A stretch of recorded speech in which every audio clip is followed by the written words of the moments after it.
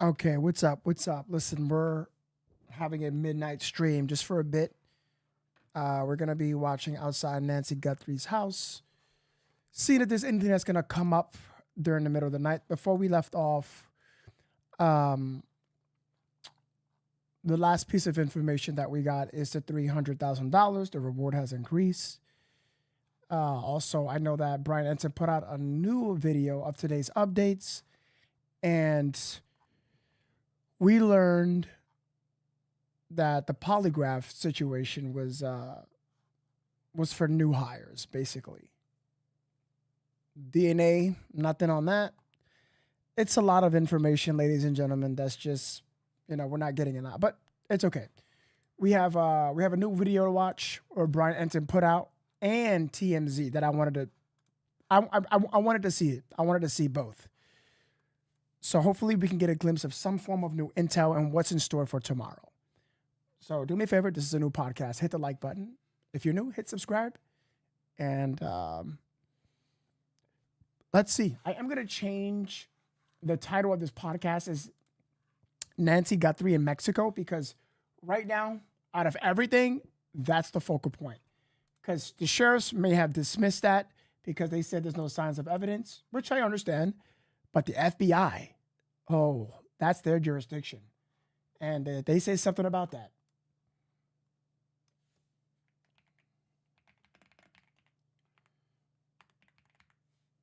So Nancy in Mexico, what do you guys think about that? I mean, we can't find her.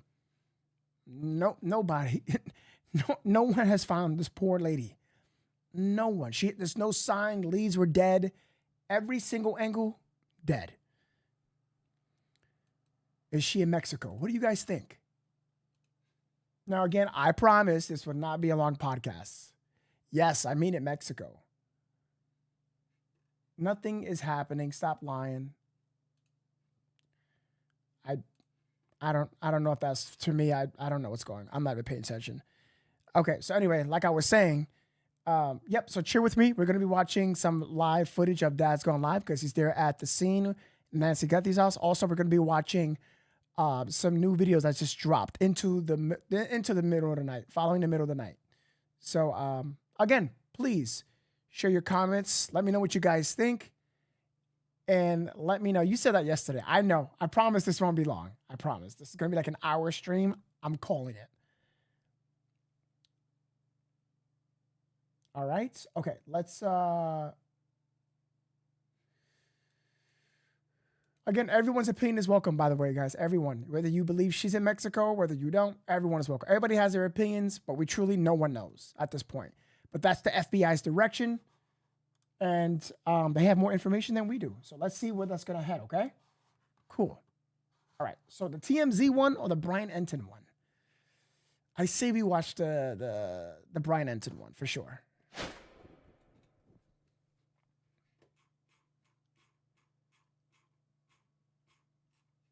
Okay, let's watch this one.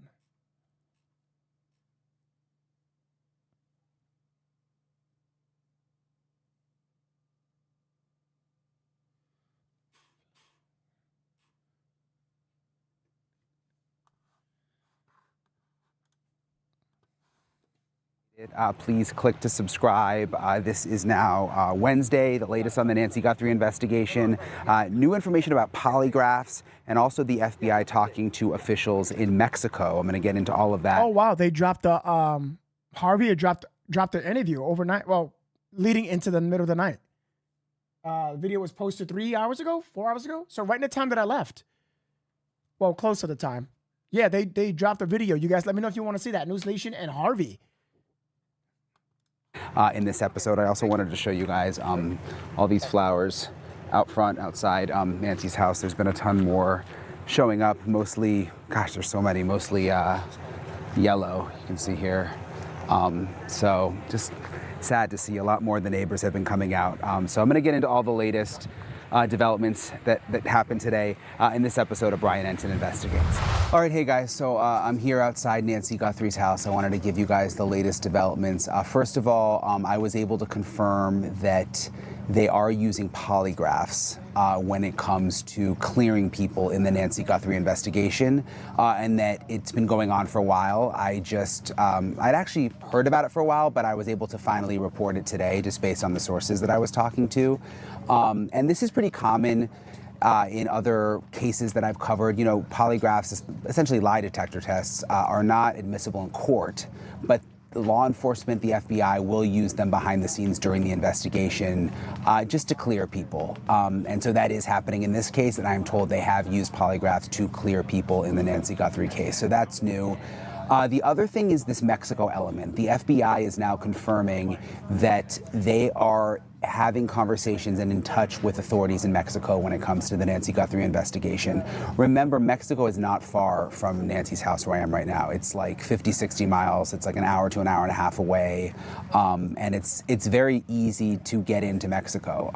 All the checkpoints really are when you're leaving Mexico for the most part. So it makes sense why they would be in touch with officials in Mexico. The sheriff has said that they have no evidence that Nancy was taken to Mexico, but at the same time, they don't seem to have any evidence that she wasn't taken to Mexico. And I'm going to get into that more with my guest in a second. I've actually got someone on today who is a former FBI agent in Tucson and worked with the Mexicans and can really tell us. He actually seems to think it's very possible that Nancy was taken south and maybe across the border, and he's going to... Well, what do you think in the comments? This is the topic of this podcast right now.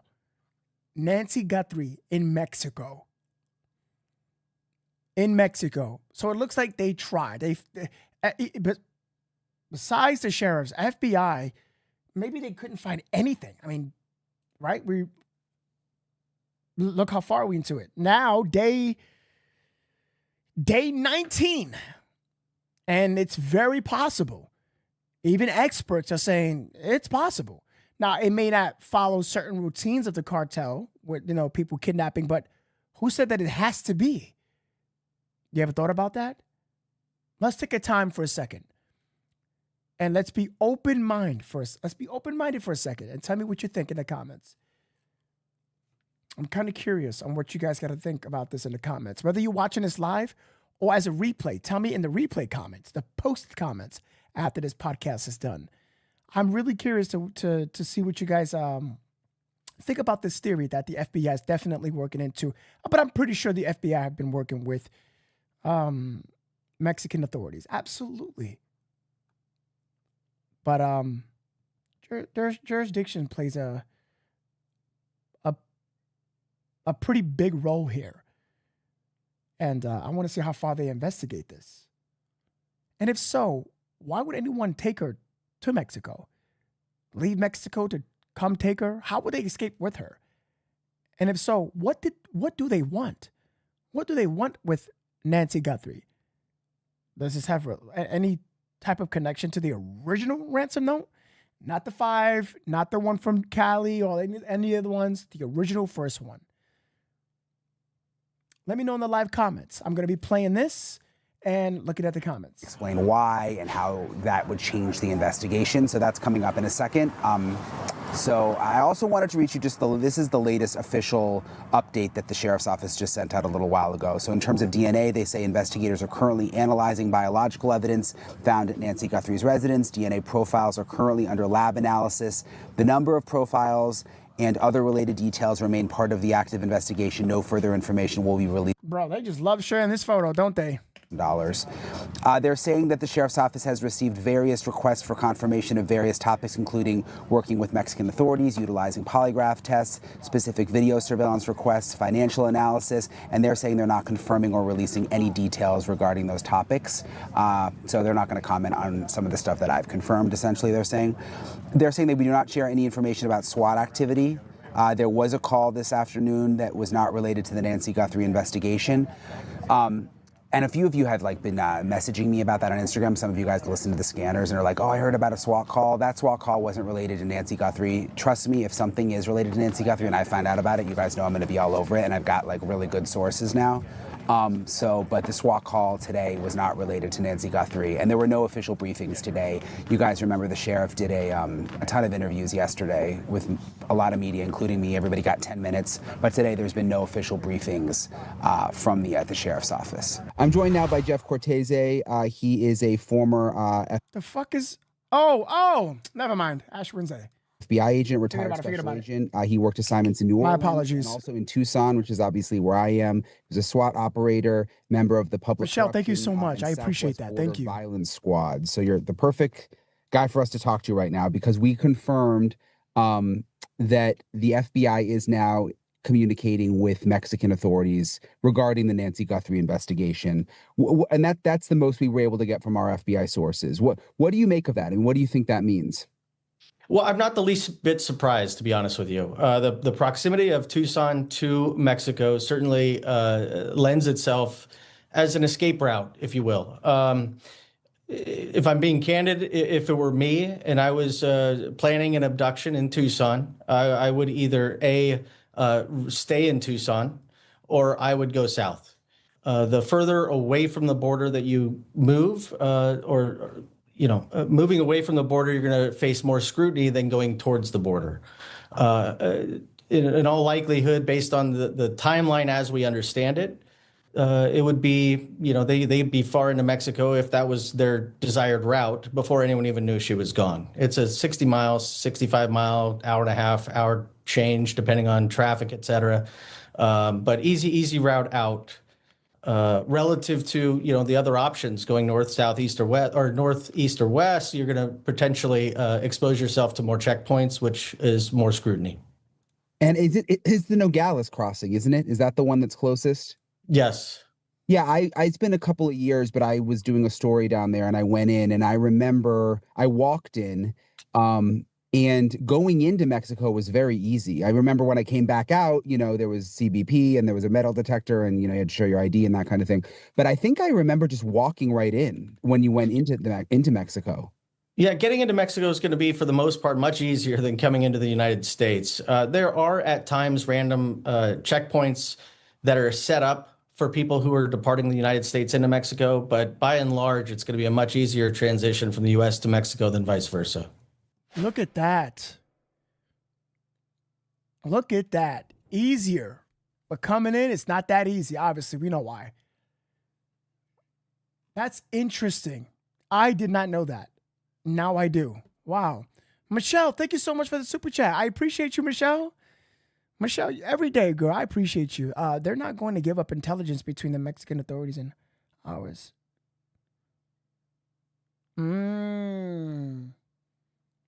Wouldn't want to waste their time for $6 million. Interesting. Michelle, do you think that also they could be afraid of anything that can come back to them, the Mexican authorities?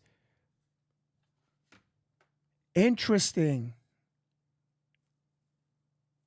You know what? I think we're going to do a poll. Let's wait till we get 1,000 viewers. We're going to do a poll.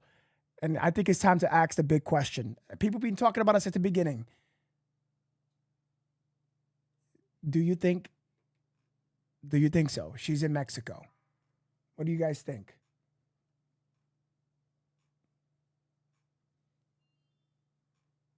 Let's see here.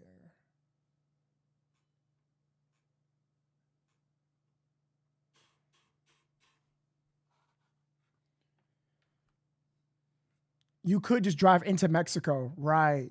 Oh man, that's why everybody. That's why authorities are all talking about this right now. This is yeah, man. Michelle, this is a very good super chat, Michelle. It's possible, I don't knock down anyone's opinion. We have to distinguish between fact and not. We definitely do that on this channel.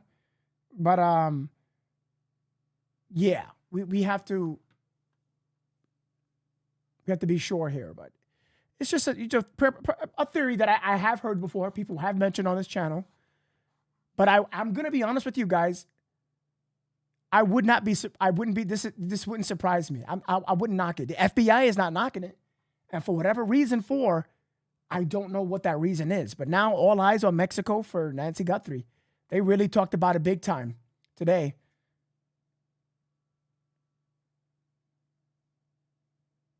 I wonder what's going to be in store for tomorrow on that. Oh, I got Brian Enton looking like this. My bad. So would it be relatively easy for someone to get Nancy in? I mean, keeping in mind that she's 84, you know, she's not going to be able to walk in. Like, she doesn't have that kind of mobility. If you had her in the car, how difficult would that be? I wouldn't expect that to be very difficult to drive in there at all. Obviously, when you're dealing with somebody who's a little bit more advanced in age, there are other physical issues that captors would have to consider. But none of that should preclude them from being able to seamlessly get into Mexico, in my opinion. And once across the border, I mean, I guess you could take her anywhere. I mean, I guess that's I mean, at that point, it depends on. Yeah, it depends on what their intentions are. It depends on what contacts they have. It depends on if they're from Mexico, if they're working with people in Mexico, or if it's just if they're working in isolation. So, you know, there are a lot of factors, but, you know, they have access to the country and the ability to move around. So I'm not the least bit surprised that we've made contact. I'm sure that we're working with our Legat office down there in Mexico, tapping our sources, anything we can do to identify possible route of travel. What is our relationship like with Mexico when the FBI says that they're communicating with Mexico now? Like, what does that mean on the back end?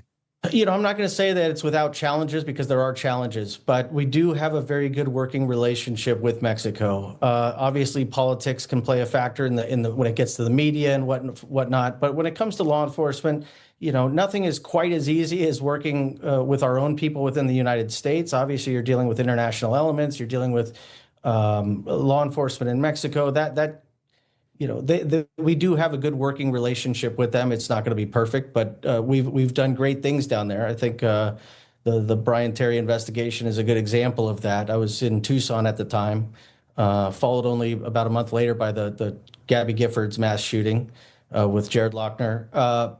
But you know, our FBI investigators, it took some time, but they were able to track down the shooter into Mexico and bring him back here for justice. So nobody's out of reach, but it does, you know, involve a little bit more diplomacy, I think, amongst our, you know, interested parties. And my mind might just be kind of scrambled right now because I've been working so much around the clock. But when you said the Brian Terry, remind me what that was again. I forgot about that. Yeah, I'm sorry. Forget the exact year. It was in December. I think it was 11 or 12, 11, 10. It was a CBP BORTAC officer who was working with a team in the desert south of Tucson. They were, as I understand it, they were looking for RIP crews that were stealing dope off of those who were importing it into the United States. But they were very violent, and the BORTAC unit that Brian Terry was part of encountered one of these teams. A shootout ensued, and he was unfortunately, his life was unfortunately taken. And the FBI was able to track down the shooter? Well, you know, it was a massive effort immediately following. There were SWAT teams from all over the region that were involved in scouring the desert, looking for any indication where these individuals might have gone. And our investigators over the following months were able to, through, you know, various investigative resources, identify the shooter. That was Van's dog. Have them returned to the United States. So, I mean, you obviously know Tucson because you worked in the FBI here. When you said that if you were the abductor, you think that they would either go south to Mexico or stay in Tucson. Why do you say stay in Tucson? Well, I think if you're transporting somebody, it's just, you know, personal opinion. I wouldn't want to deal with the potential of the different checkpoints that surround Tucson. There are a lot of checkpoints and in and around Tucson, and so if I'm not going south, I'm probably going to try my luck to stay put. That's obviously I'm not suggesting that is de facto what happened. I'm just opining on how I might consider the approach. But again, it also depends on the motivation of the individuals who are involved. And at this point, I think it's a little bit difficult to say for sure. Yeah, and when you say that, the reason it piqued my interest is because the two SWAT operations that we've seen happen were pretty close to Tucson. You know, potential people of interest, which doesn't seem like they're panned out at this point. But the one was in Rio Rico, which is like an hour away, and then the other one on was its way down. Yeah, the other one was just 2 miles from Nancy's house. Which when I interviewed the sheriff yesterday, I asked him, does that indicate that you believe the suspect is still close? And he didn't really give a clear answer, but he didn't say no. So I don't know. The sense does seem to be that this person could be close by. I mean, the possibility, I think, in terms of probabilities, those are my 2 high probability responses. At the end of the day, human behavior being what it is, you have to leave open the possibility that, people are going to do things that are outside of what would be normal behavior. Maybe they'd be willing to take a chance. Maybe they had a route, through rougher terrain that allowed for avoiding checkpoints. I think they have to take the approach of anything is possible at this point. They got to look at the most probative evidence, and they have to follow that to its natural end. So many people are saying this guy seems like an amateur based on the video, the way the gun, like it's like the wrong gun for the different holster. Yes, and, he tries to. He does. Cover the camera with like grass at first before pulling it. But I was thinking on my drive this morning to Nancy's house. I mean, all the experts are saying that, but he's so far kind of outsmarted the cops from what we know. I mean, they're saying he's an amateur, but at the same time, he's kind of pulling it off at this point. Yeah, I think. Yes, because this guy, he's not working alone. Chad, I refuse to believe that. I refuse to believe that this man is solo dolo. He pulled all this off. Not even a shred of little skin cell, a hair, nothing, a chin hair, an eyelash. Brian Enton said what I have been saying, which a couple people didn't like that for me saying that. I'm sorry, but I'm telling you, he made it. He was successful. Not found, nothing. Which is why it's leading towards Mexico. Well, in the direction, not saying that it's confirmed that she's in Mexico, but that's where focus have shift. It sure has. This guy made it work, ladies and gentlemen. It's working. I think that's an interesting point. And I don't know how much. I think Joe Citizen is just a little bit more savvy about criminal behavior than he or she used to be, if for no other reason than the number of documentaries and true crime shows. I mean, people are smarter than they used to be about how to evade detection because of some of just open source information that exists. I think those are reasonable questions about, the location of his holster. Is that how a professional would Ghost Pikachu, thank you for the super chat. Good to see you, brother. How are you? Okay, so maybe he's not a regular gun toter, but maybe he is. You think she's not with us no more, Ghost Pikachu? Is that what you're saying? Locations, right? So he just might be an amateur when it comes to using a weapon. I don't know the answers to those questions, but I do think that there's a lot of information out there. The true crime movies, and even to the extent where I think there's, the CSI effect, right? Where there's this belief that that law enforcement can pull evidence out of thin air in many cases. That could ramp up somebody's sensitivity even more and make them more prepared for criminal activity, even if they aren't super experienced. And Tucson's a unique area in and of itself because of the darkness of night. Boy, that is a real thing that a lot of people a lot of people do not understand and appreciate how dark that place gets. They have a couple of observatories nearby that I think they minimize and limit the light pollution to facilitate viewing from those observatories. It is darker than dark at night. And so not surprised that you don't see have a lot of witnesses coming forward saying they saw vehicles driving away. If you're driving with your lights off, boy, you could go through neighborhoods and never be known. Yeah, that's what I keep telling people who haven't been here. The neighborhood, Nancy's neighborhood, is just pitch black at night. Yep. If there's a full moon, you get the light from the moon. But I mean, everyone's like, any cloud cover and you lost that. Yeah, and everyone's asking about ring cameras. I'm like, they're not going to see anything. It's so dark. Even driving out here at night is, and there's all the dips. So like, it's hard. It's kind of crazy. Yes. You've been driving. Very mountainous terrain, very hilly terrain. very rough terrain. Evidence collection is going to be difficult. Eyewitnesses are going to be hard to find. Very difficult. I think. Sorry, go ahead. Oh no, and the other thing is a couple of the local law enforcement people I've talked to here said they don't think this looks like a cartel sort of thing. Like it's too amateur. They would have pulled the camera right away. Since you worked those kinds of cases, do you agree? So from my experience, having worked down there, and I was a little bit ago, what I would say, generally speaking, the cartels operate very different north of the border than they do south of the border. They're willing to do things south of the border that they're not as willing to do north of the border. Reason being is they want to be able to conduct their business in the United States. They do not want the United States to get to raise their threat level against them. And so, you know, the killings that I saw, the violence that I saw very frequently, if it was coming direct from the cartels, was going to be targeted to people who owed money, people who are in the business. They want to, for the most part, stay away from drawing unnecessary attention beyond what they already do. So I would be surprised that if they would have an interest. They're making plenty of money. You know, this is a high profile figure. If it was discovered the cartels were involved, it's going to just raise the threat level against them and draw more attention than necessary. Never mind the fact that it did lack the professionalism that I would expect. They're very savvy. They're very patient. They're very good at what they do when they decide to do something. Right. Yeah. Like what would the motivation Have a little faith in my border patrol for this, you know? Right. High risk, very low reward from based on the information. So Michelle, do you think she's in Mexico, or in just your opinion?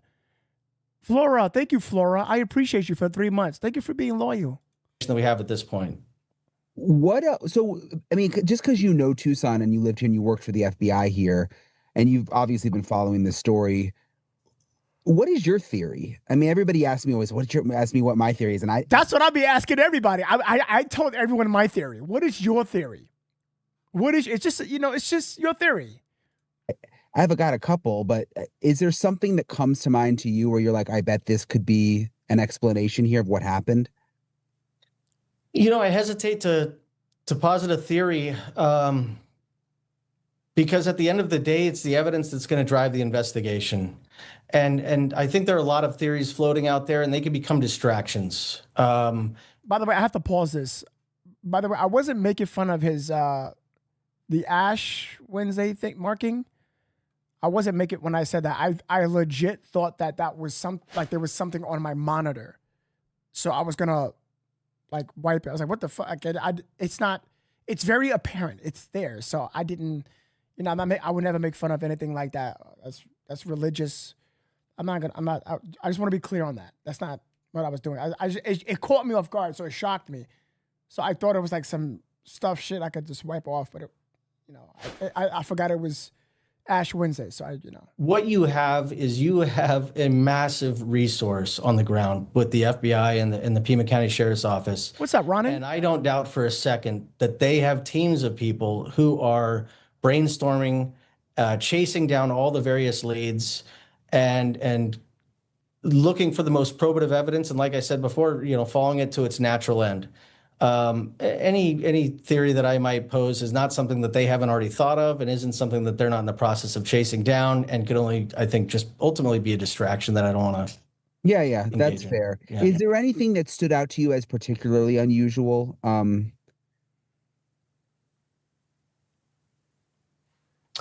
I like that he's actually thinking. Thank God.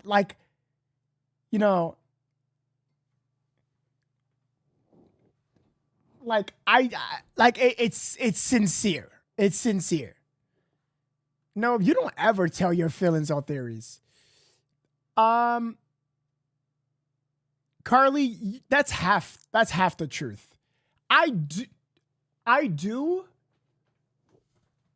It just depends on the case and topic. So you're half right there. You are half right. Carly, that's a good statement. And I'm learning to dial back on it. Like, I got to stop putting myself out there too much and let the audience do it.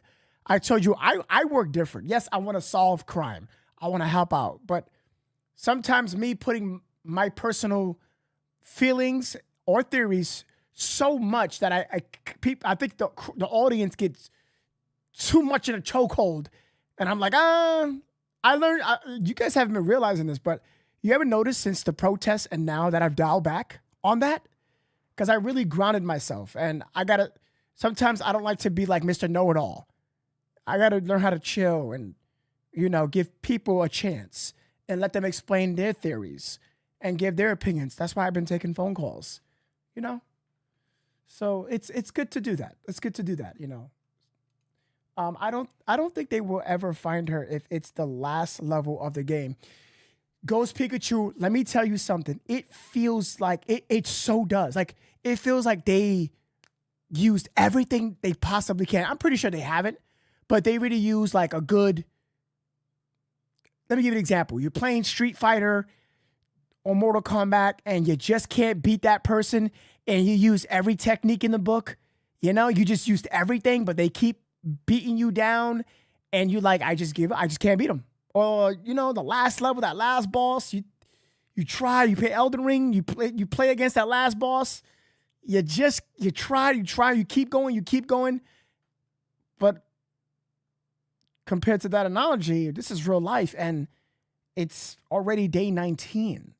I feel like they have really used, they tried, they went this way, they that direction, talked to the people, went to the neighbors, back and forth, opened the screen, back at the scene, they close it off, they open it up, they close it off, they open it up, they close it up, they detain an interview, detain 5 people, nothing, the DNA, nothing, I know the genetic genealogy, that's our last, from what we know, the public information of what we know.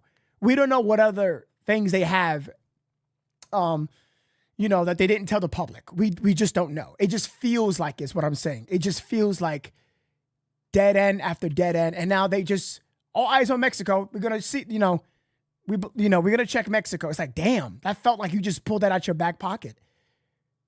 It just feels like you've just, okay, we finished the perimeter, the radius, good 20 miles. Now it's time to go to the border because we feel this way. Or like, do they have some type of specific evidence that it would indicate, compared to the sheriffs who said that there's no evidence? You see that? You understand that? Mind you, they're leaders of this. They are leading in this investigation compared to the FBI. But then the FBI has more resources. So what do they find that they didn't share with the sheriffs? But then the sheriff said that there's no evidence. So did they share evidence with the sheriffs? Or is this another statement that the sheriffs are going to retract? I want to explain something to you guys. I did something that I want to tell you.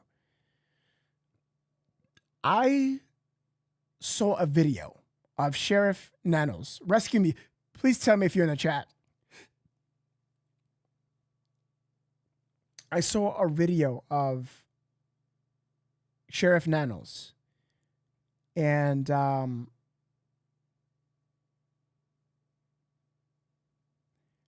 I don't know if this is true, but remember when early in the investigation, we saw him almost crying and choking up? Remember, I was like, why is he crying? I was like, oh shit, he's crying. He cares. If this is true, I just want to extend my apologies to Sheriff Chris Nanos. I think I was too rough on you. Because if this is true, I didn't know that his brother died right after Nancy Guthrie got kidnapped. I hope it is. That's not true. I read it. But I know you got a job to do. It's your responsibility. But push all this aside as one human to another. I'm so sorry. I felt like I was becoming a monster when I saw that clip of you crying over, you was choking, you choked like 3 or 4 times. You got emotional every time that they asked you, are you close? You think you're going to get Nancy? I don't know you threw a hole in the wall. Yes, I might say some things about your investigation where I think that, the family deserves better leadership, but knowing that your brother passed and then you trying to do your job, you know, I could be it's not about being a man to a man. It's about being human. And I'm sorry for your brother's loss, and sorry for being too rough on you. If I would have known that, I know how it could be very, probably too much pressure, you know? I just didn't know that. And I'm sorry. I'm sorry about that, Chris Nanos. I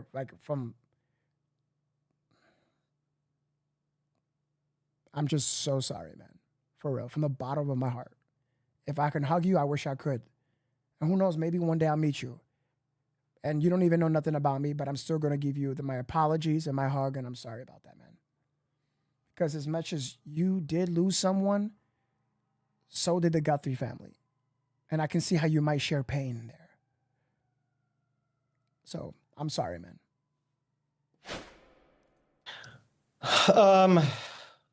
Boy, the whole thing has elements of unusual. Yeah. You know, if you do this job long enough, you see all kinds of things. You engage with all kinds of people. You witness or investigate all types of crimes. I don't know that there's anything in and of itself outside of. I can't watch you anymore protecting Nanos. I'm not protecting. I'm just giving my condolences, Joseph. What are you talking about? How am I protecting Nanos? This is not even about protecting. You're so focused on hurting so much that's not helping. This is about finding Nancy. And if you have any ounce of any sympathy in your blood, it's way more than that. If that's your focus on bashing fully and not, then why you have to announce your departure? You can just leave. Anyway, if you're brand new to the stream, welcome to Novesity. We cover true crime, trending topics, and breaking life coverage. We're talking about Nancy Guthrie and this whole thing. Could she be in Mexico? Everyone is welcome. Share your thoughts on it.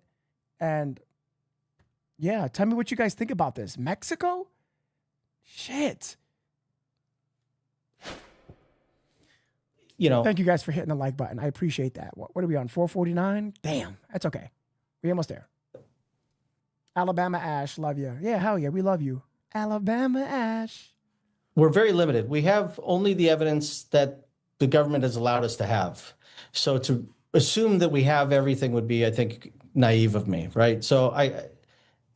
But if this was all the evidence, that would be shocking. That would be the shocking thing. And I just don't think that's the case. Yeah, exactly. Yeah, it seems like they have more, especially because of these SWAT raids that we've seen. And one, at least we know, was a federal search warrant, the recent one on Friday night. Can you explain a little? I mean, if it was a federal search warrant signed off by a judge, they must know something, right? They can't just go busting into someone's house, take the phone. Right. No, absolutely. Down. I mean, there's something we don't know here, right? So this happened after, if I remember the timeline correctly, this happened after they posted the pictures. And those pictures, without question, were going to tickle the tip line, if you will. We knew, watching this, those of us who have been there, knew that their tip line was going to go through the roof. They were going to start getting tips. Everybody's going to say, not everybody, you're going to get a lot of people who are going to say they recognize that person. I know that person's eyes. I spoke to this person the other day. They didn't really give me a good answer as to what they were doing between these hours. I called my ex-boyfriend at that time and he wasn't home. You're going to run the gamut of tips. And they're going to have to chase all that stuff down. You're going to have varying degrees of information. Some people are going to speak very emphatically about things that maybe aren't 100% true. And so the FBI and Pima County Sheriff's Office just has to chase down the most viable leads, and based on that information, could get sufficient evidence to justify, a stop and a search, et cetera. So I mean, I'm not surprised at that. I think that's a natural result of tickling the tip line, as I said. But is it unusual for them to do a federal search warrant, have the SWAT teams out there, just to? That's not just a follow-up on a lead, is it? No. That's an excellent point. So it's not just because somebody called in that they're going to start pulling over everybody that a complainant called in about. They must or might have had additional information that led them to believe this was a viable subject. So yeah, it goes to our previous point that there's likely more information that exists out there that supported their ability to do those types of things and take that kind of law enforcement action. We confirmed that they've been going to gun stores with 60 photos and 60 names, showing them the photos and the names. 60 photos and 60 names. I thought it was 40. Names. Wait, did he just say that, Brian? That they've been going to gun stores with 60 photos and 60 names. What? Is this something that I don't know? Possibly.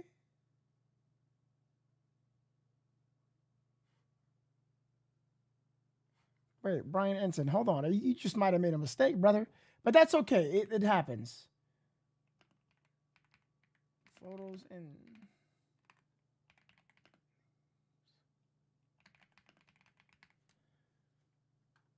I know. He's only human, guys. That's not bash him. He's only human. I make mistakes too.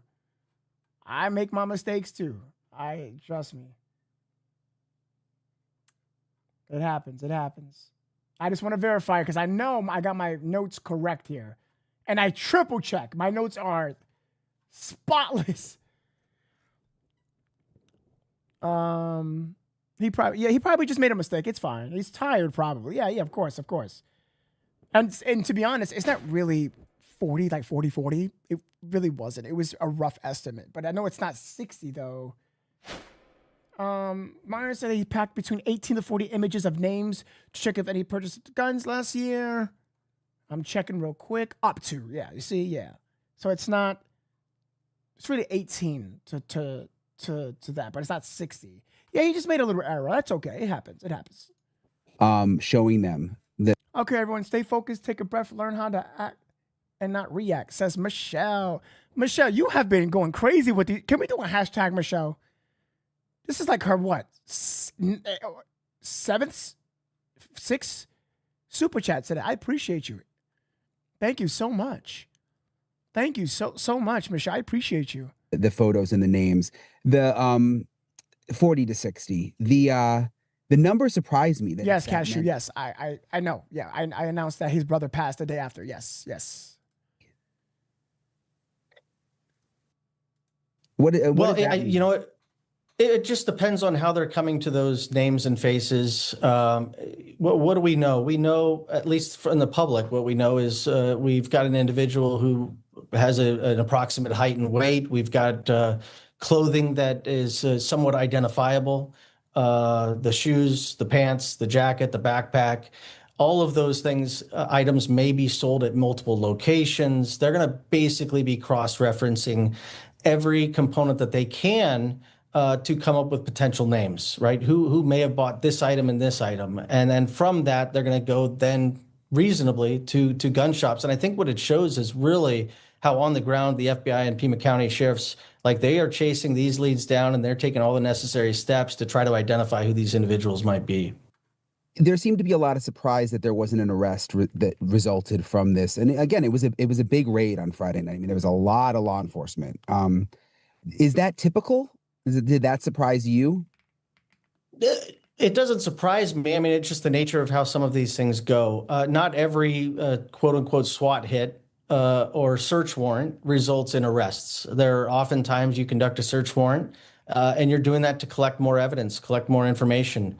Arrests may come later on down the road, but they didn't have sufficient evidence at that time necessarily to arrest anyone. So the fact that people were subject to the search and then released by itself does not make that suspicious in any way. Are there a lot of ways, and I know it's harder to get into the U.S., but are there a lot of ways to get into Mexico without being noticed? Yeah, just as there are a lot of ways into the United States from Mexico, the opposite is true as well. Well, I don't know about that part, but I know it's easier to get into Mexico for sure. Major Moose, thank you so much. I appreciate the 5 gifted. Mr. Moose on the loose. It is the Moose. Can I get a hashtag Moose? I appreciate you, brother. Thank you. That's like the second one, brother. Tucson sector has a lot of desert, a lot of open desert, but it's extremely rough terrain. I would be less inclined to think that they would try a more difficult trek through the desert with somebody in an advanced age, particularly knowing how easy it would be to probably just drive straight in. That being said, there are ample opportunities to cross in without taking the main roads or walking through the POE.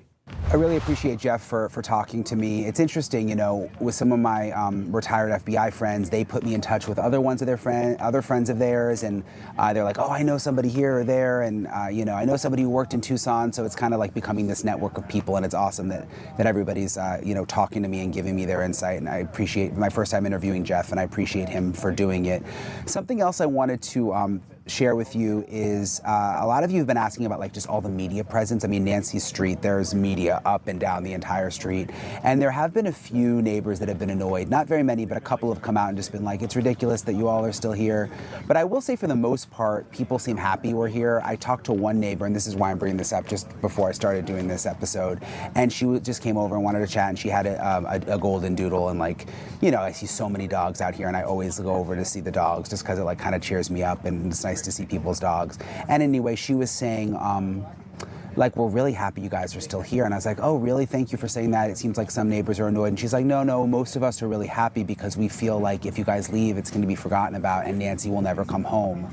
So we're happy you guys are staying. And that just made me feel good because that really is the reason that most of us are here, because we want to continue to cover the case. And, I know that the media gets a bad rap sometimes, but it is media pressure and attention that I've found with cases really does make a huge difference. I mean, when the media goes home and the pressure is gone, and the sheriff and the FBI don't feel like they're getting calls every day and, oh my gosh, everybody's still out there and we haven't gotten anything. I mean, that's not a good thing. So I do believe the media staying is a good thing, and I was really happy to see one of the neighbors kind of acknowledge that. The other thing is Marnie Hughes, who is my News Nation colleague, was out here, and she's a good friend of mine. We've worked together since we both started at News Nation, and she has this missing series that she started after the Gabby Petito case that really focuses on other missing cases that don't get a lot of attention, and there are so many. And people have already said to me, why is this case getting so much attention and others don't? People used to say that about Gabby Petito too. And I always tell them, look, at News Nation, we have this series that airs every week where we spotlight cases in depth that aren't getting attention. And so she was out here, and I wanted to introduce you guys to her because she has a really interesting insight on this case just because she does so many of these missing stories and investigations. So I wanted to introduce you guys to Marnie. I'm joined now by Marnie Hughes, my News Nation colleague and also my friend, and it's been so great to see you out here. First of all, I just wanted to ask you, you do so many missing stories. I mean, how many have you done so far? We've done somewhere around 250 in that range. So you've really become an expert on missing people in a sense. You've been out here for a couple days now. What was your first, I feel like I've kind of become numb to some things because I've been out here for 2 weeks. What were your impressions when you got out here? Well, first impression just on the attention this case is receiving stands out, and it's a question we get a lot, and it's a criticism these cases get. So like Nancy's case, why are so many people paying attention to this when there's so many other cases? I mean, my immediate answer is we are paying attention to other cases, but there's something unique about this. One, the circumstances in which she was taken in the middle of the night, an 84-year-old woman who does that, and she's Savannah Guthrie's mom. So those are two big reasons why this case is getting so much attention. Gabby Petito's case, which you and I both covered, also got national and global attention. Why? They were vlogging this romantic journey, road trip across the country, and there was video evidence of it. We saw the video on the side of the street when the state troopers pulled them over. So we had a lot to go on, and it kind of told a story. A lot of the other cases, we don't have half of that. So it's a lot easier to pursue them investigatively. It's a lot easier to get the public's attention when you have those elements. A lot of other stories don't have that. That said, families want this type of attention on every single one of their cases. I wish they got it, but it's a resource thing and they often don't. But I think the public's help can really contribute to the investigation in this case, and let's hope it does. They're getting thousands and thousands of tips, which is incredible. Yeah, and some people are like, oh, the case is going cold. But I mean, you actually work cold case missing cases, and so you know the difference. This doesn't feel like a cold case. I read a stat recently in the last 24 hours, Brian, something like 84 days a case is considered cold, or up to a year it can be considered cold. I talk to families who have a missing person 10 years, 20 years ago, and they're like, our case is not cold. We'll talk to an investigator and go, no, we're still pursuing leads on that. So I think that it's subjective, cold case or not. This is not cold. This is hot, and I feel like there's momentum in this case because of how much evidence we have. Thank you, Angel Eyes, for that info. I appreciate that. That they're testing for evidence, a glove. We have the video surveillance from the front porch. Whatever evidence they have from inside of the house, they have a lot. Oh my God, are you feeling better? Thank you for the super chat. How are you? Don't have half. How are you feeling? Of that in terms of evidence? People, frankly, just fall off the grid, and their loved ones go, they vanished, and they would not have taken off. We don't understand. That's not the case in this one, which I think helps with police. And you drove around the neighborhood a lot. You were over at the spot where they found that one glove, or I don't know if it was a pair of gloves. What's your sense from the area? Like, what are your takeaways after driving around so much? It's very windy. There's a lot of really thick vegetation. It's dark at night. So all of that made me think how hard it would be to find this place. You wouldn't stumble upon Nancy's house if you weren't looking for it, especially showing up with a mask and a gun.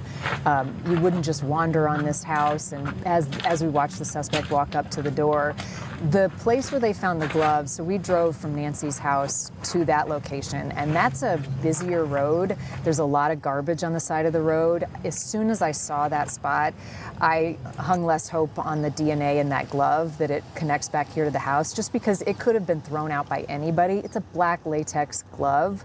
Investigators still have to check it out, which I understand. But based on where it was and how many days after she was missing that it was found, I don't hold out a lot of hope. What I do hold out hope is the DNA evidence that they're getting. Not even that, the DNA evidence. That's a small part. See, damn, even she said the same thing, bro. Not everyone's having very little hope because everything is coming back and is leading to a dead end. But the DNA, which it's little, but in a big way. The genetic genealogy can really, really, really try to narrow down and pinpoint this individual. But with 16 gloves, and I heard rumors of there was more. That's rumors. But I heard there was more than that. That's insane. That's insane, man. That's nothing came back. Preliminary information, DNA came back. Yeah. 3-4 emails said he saw her in Mexico. Sage, I don't remember that. No, I don't think so. I'm not sure, because not much was given on all. He said some things for all the notes, but I'm not too sure. Maybe somebody might know something I don't know, but I don't think so. Like I just know that one of them, they said that they talked to someone and they told them not to say nothing, but they did. I don't know these new notes, yeah. Note says saw her in Mexico. Okay.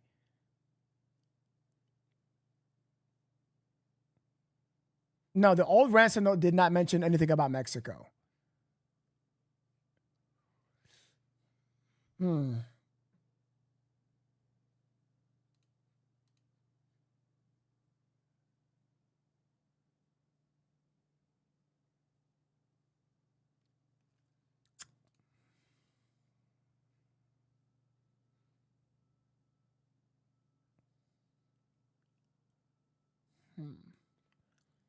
Thank you, Sage, for the super chat. I appreciate that. I don't know which note said that. I don't know, to be honest with you. I have to rewatch that.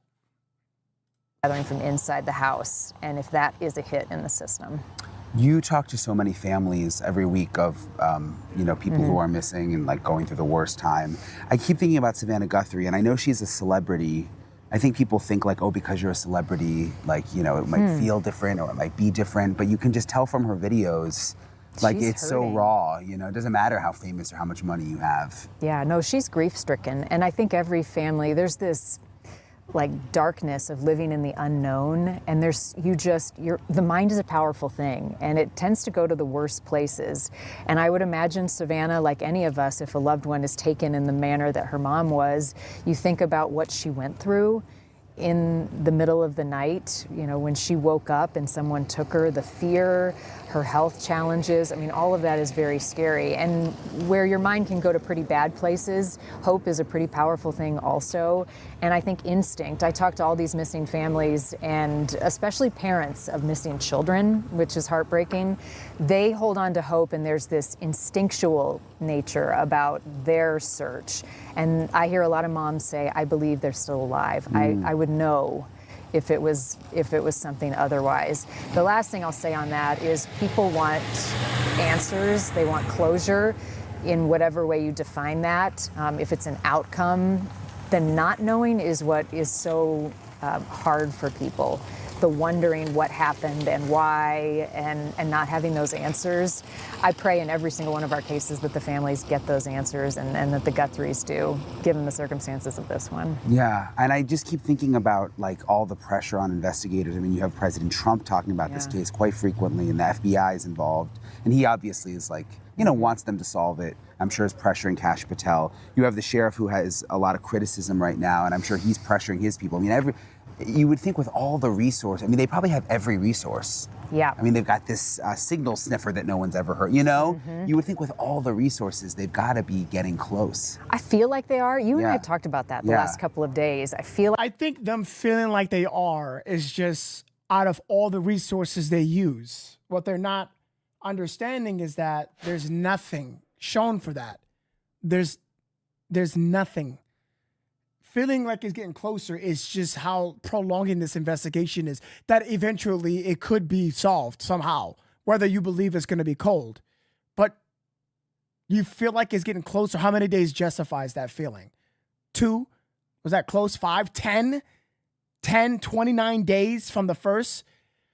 You got to understand that this time is against Nancy. People keep forgetting about that. They keep thinking we're so close to finding what? Justice? If she's already deceased, God forbid. I don't want that. I want her to be alive and if she's okay. I still have some type of faith, but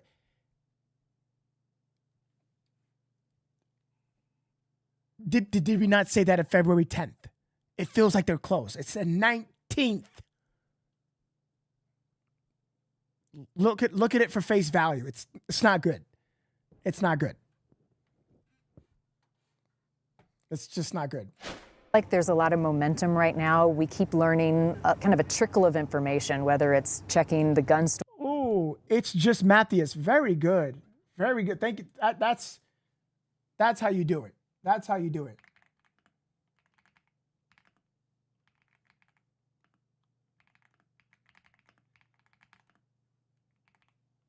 Appreciate that. And you gave the timeline. You see that? That's how you do it. I appreciate that. Thank you. Stores here locally, the backpack and the purchase of that, how they cross-reference that.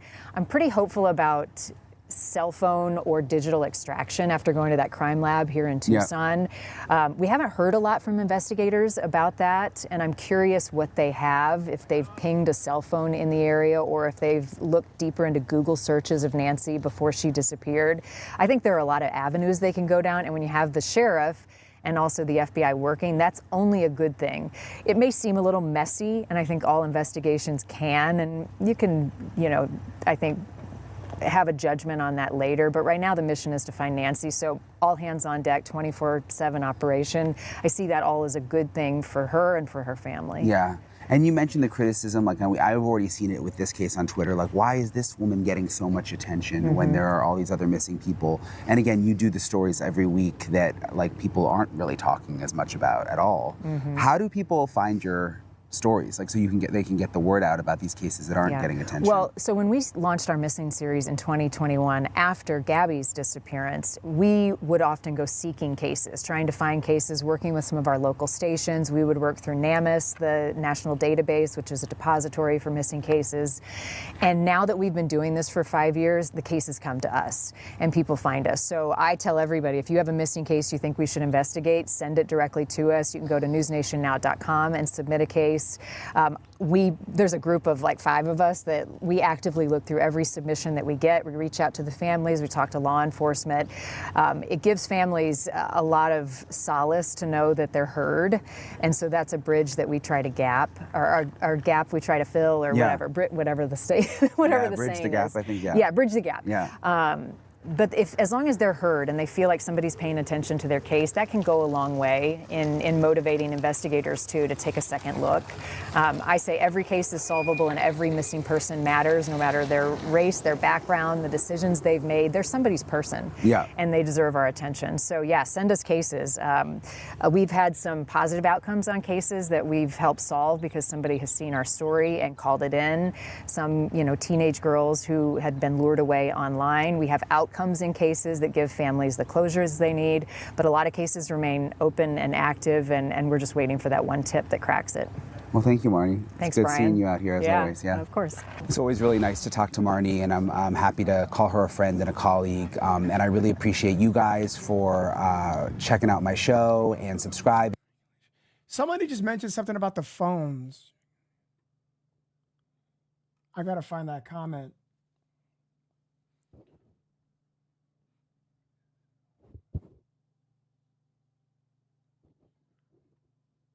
Damn, somebody said something about the phones. Oh, Michelle, didn't they check the location of the burner phone? Okay, so that's probably one of the first things they do. It's called triangulation. And also there's another method called the CSIL. If that's, I believe, triangulation is one of the methods they use. And there's another one called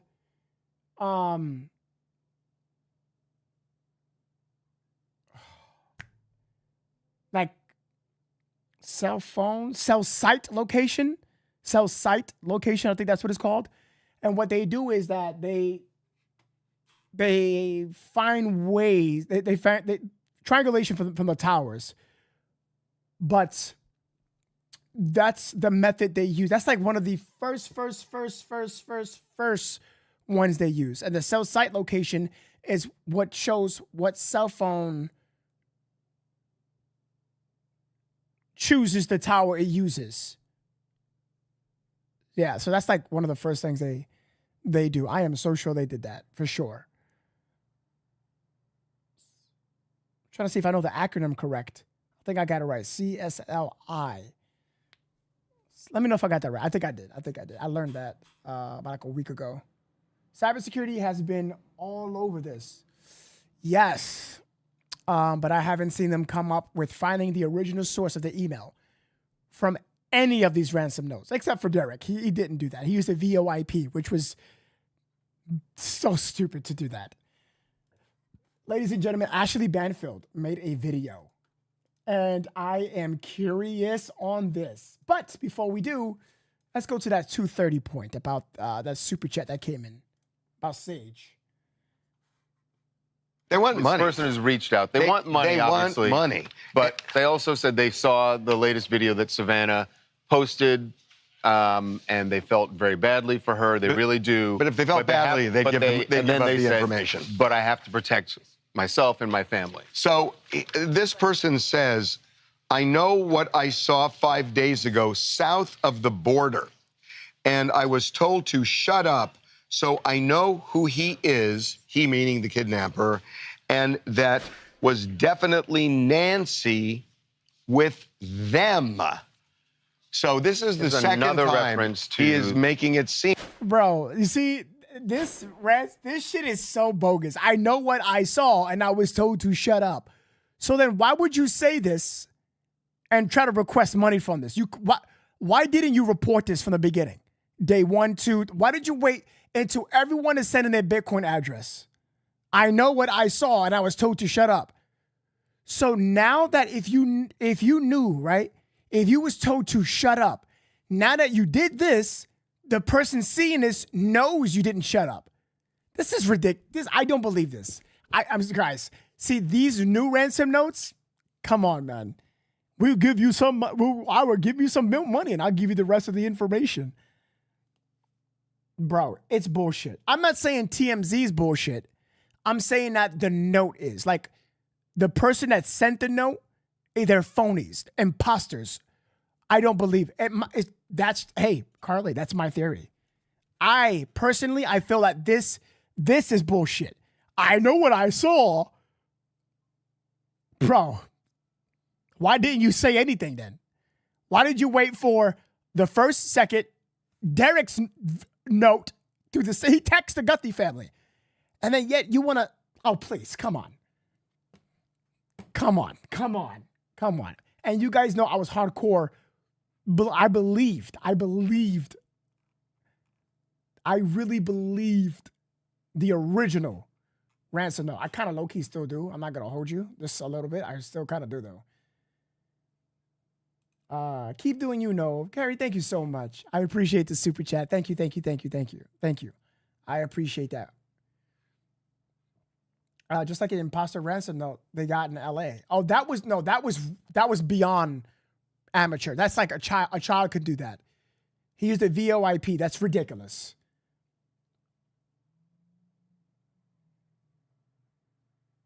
Put Elon Musk onto the job, he'll find it.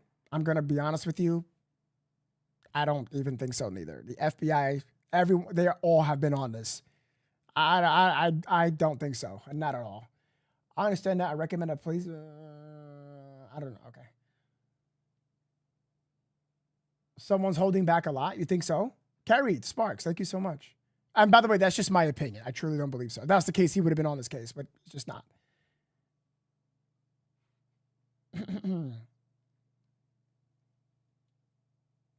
The lady who called you was wrong. The law enforcement confirmed her phone was found in the house, not in Nancy's car.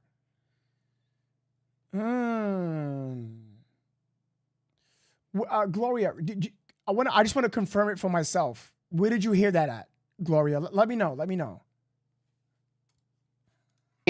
Like there's more than one person. Right. And by the way, the 5 days ago would have been the day we got the first. That's right. Note on That's right. Wednesday. So he's saying that he's worried because he has a criminal record. He had a burglary 10 years ago. And that he is worried that he could either be implicated or by knowing these people and giving up the information, he could be killed. I mean, he goes into this whole long thing.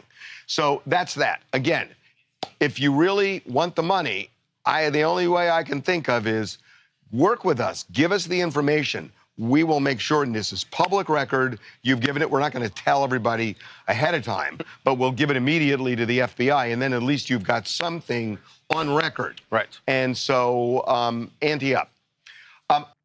Yeah. Yeah, I don't know about that, man. I don't know how people can do this to this lady, bro.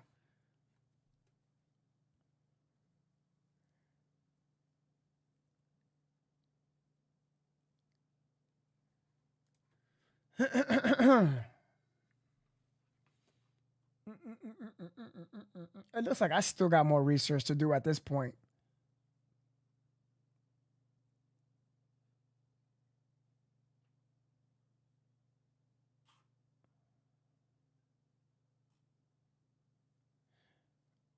No, have you heard that Carlos is supposed to be suing? I looked into that, and I heard some threads about it, but it wasn't no official statement on it. Truth Seeker. I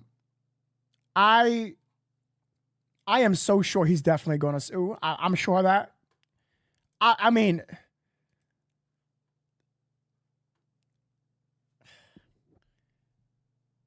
I just read some threads. That's the best that I can comment on. But they're just threads. That's not confirmed facts.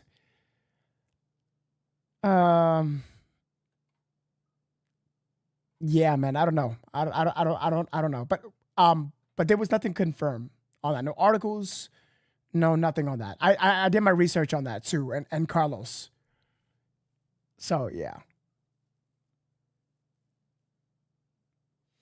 When exactly did they first announce the first note?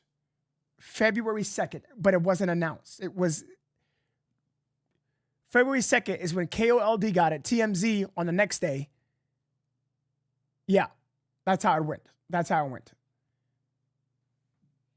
Isn't Carlos guilty of something?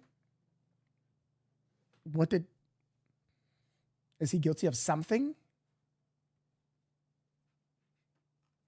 I'm confused. What is he guilty of? What did he do something during the investigation that I don't know?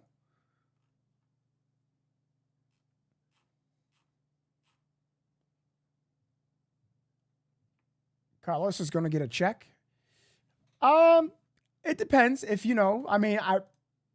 if his rights were violated, and just as his mother-in-law stated that the door was busted. I mean, actually, he pointed to the door, Carlos himself on camera, and they busted the whole thing and all that, and no warrant.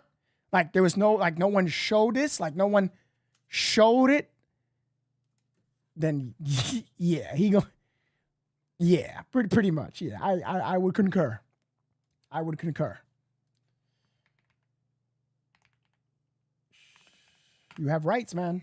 That is how it works. Period.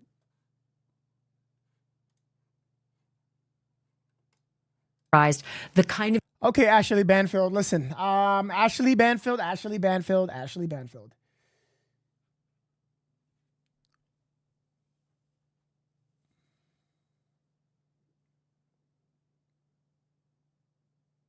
Okay, let's get ready. Let's get ready. All right. dead serious, and we are at day 18 in the Nancy Guthrie investigation. And lest you think, oh, it's slowing down, it isn't.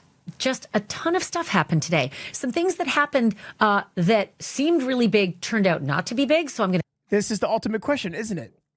How can Nancy disappear without a trace? Someone in the comments also said something. They also said something.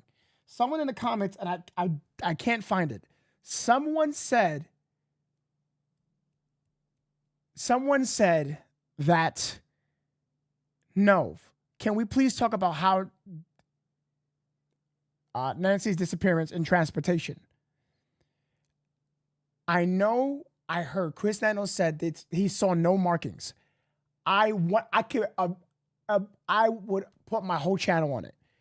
I saw almost all interviews he was in. He said that. But again, whatever comes out of his mouth, with respect, Nanos, I do mean that with you, my brother. I do. But at the same time, I can't even take that. I can't even take that. You open up, you close it, you open up. Did you really check? You said you saw nothing, but how else did they take Nancy away? Or is she close? Somewhere she never left?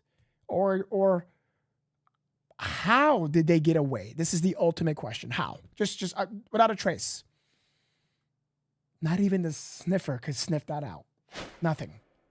Clear up what you may have heard earlier and give you the real straight dope on it. But also, some stuff was revealed today that was interesting. Oh, please, guys, before we continue, please, this is a new video of Ashley Banfield. Just want to check this out with you guys. I would appreciate it if you can hit the like button and subscribe. I would appreciate that so much. Whether you knew, you've been here for a minute, we cover true crime, trending topics, and breaking live coverage. Maybe goes back 3 weeks and clears up some early things that happened in this investigation. For starters, the big news is that now the federal authorities are indeed considering that this might be south of the border. There may be an issue south of the border, that they need to talk to the authorities in Mexico. But that is absolutely not what the sheriff said earlier. And we got a couple of examples right up to yesterday and February 5th, I think it is, where the sheriff said, no, we're not looking south of the border. I'll explain all that in a minute. Also, about the cameras. Do you remember how I reported on the 3rd of February that there Nest cameras, that they were smashed, and that there are multiple. Well, as it turns out, there are multiple. We learned that yesterday. And now we're learning from Brian Enton that some of those cameras actually were left behind and are actually with Google. So not everything was destroyed. Not everything was taken by the perpetrator. So that's interesting. Also, the BBC got some really interesting reporting. They did an interview with the sheriff, and the sheriff basically said that early on, the family was put through the ringer by the sheriff's deputies. So my early reporting says that they had their laser focus on the brother-in-law. And as it turns out, wait until you hear how the sheriff actually characterized the kind of investigation they were doing of the family early on. Now, he has clearly changed his tune, but that doesn't mean that early on they weren't laser focused. And we've already gone over all the reasons why, right? They towed Annie's car. They were taking pictures in the house late at night. They were in and out of the house multiple times, searching around the home, searching the neighbors, taking the mail. A lot of things happened. And now the sheriff is actually intimating that, yeah, they did. They put them through the ringer. That was his word. So I'll show you that. I'm going to play you that interview. Also, have you been wondering who the people were in the 40 photographs? You know, the 40 photographs and 40 names that were taken around? Brian Enton had this reporting out to the various gun shops around the Tucson area to show the people who work there pictures and names. Can you run this through your system? Have you seen this guy? The sheriff said to Jonathan Hunt of Fox News, that's a lie. That didn't happen. Well, it did happen because multiple gun shops actually were interviewed and said it did happen, that the feds were there and showed them the names and the pictures. Well, now we know who the names were and how they got to the names. At least we have reporting on that. I'm going to tell you all of that. Who the names were? She got the names? I don't even have that information. I looked even through forms. I got to hear this. Hold on. Let me lock in for this. I hope she actually means that. I want to actually know. Well, that's not important to know if you really think about it. Like these names wouldn't, like if these people were cleared, by the way, they couldn't find anything, by the way. I found out today. It doesn't matter. It doesn't matter. So actually, never mind. It doesn't really matter. Thank you, Michelle. I appreciate that very much. Thank you so much, Michelle. Coming up in this duly noted. I think you posted something similar like this yesterday, Michelle, right? episode, please hit subscribe. So Carlos, guys, Carlos, sheriffs cleared the family and spouses, but they didn't clear Carlos and the other people they detained. But I'm not here to say that Carlos is still a suspect. He never was a suspect. He never was. He was just detained. Not to any level. You can still believe he did it. That's your opinion, but there is nothing on that man. Like nothing. Nothing. Like zero. Like his photos were shared. He was bashed. He was harassed. People threatened him just like they did with Tommaso. That is bad. Like that's a crime. That is bad. That man could potentially sue a lot of people, especially streamers and anybody else that said anything like, you know, defamation, of course. That's why that's why I have to be careful. That's why I don't say stuff like that. I don't do that. You guys can in the comments, but I'm not going to do that. I can't do that because I'll be misleading you, misguiding you. But so far, there's nothing on Carlos, like nothing. If there was, I'd be happy to report that to you. But I found nothing. Nothing. But again, he's not off the radar, like 100%. You know, after they said multiple times, alibi checks out, he's good to go. And they moved on and got a warrant to another house and then detained them and then let them go and they were cleared. But, well, not cleared, but, you know, let go. So they been done with Carlos. Like, he's. And it doesn't hurt, and it just is really nice. A quick word from one of my sponsors, Toops. I want to talk. It requires offer and Michael Ruiz from Fox News. So there's 3 different reporters engaged their law enforcement sources. All of them had law enforcement sources that confirmed that they are in fact looking south of the border now. engaging with the Mexican authorities. Wait, Ashley. Wait, what did you just say, Ashley? Hold on, Ashley. We got to talk. Wait, what? All of them, all from Washington, as well as TMZ and Michael Ruiz from Fox News. So there's 3 different reporters engaged their law enforcement sources.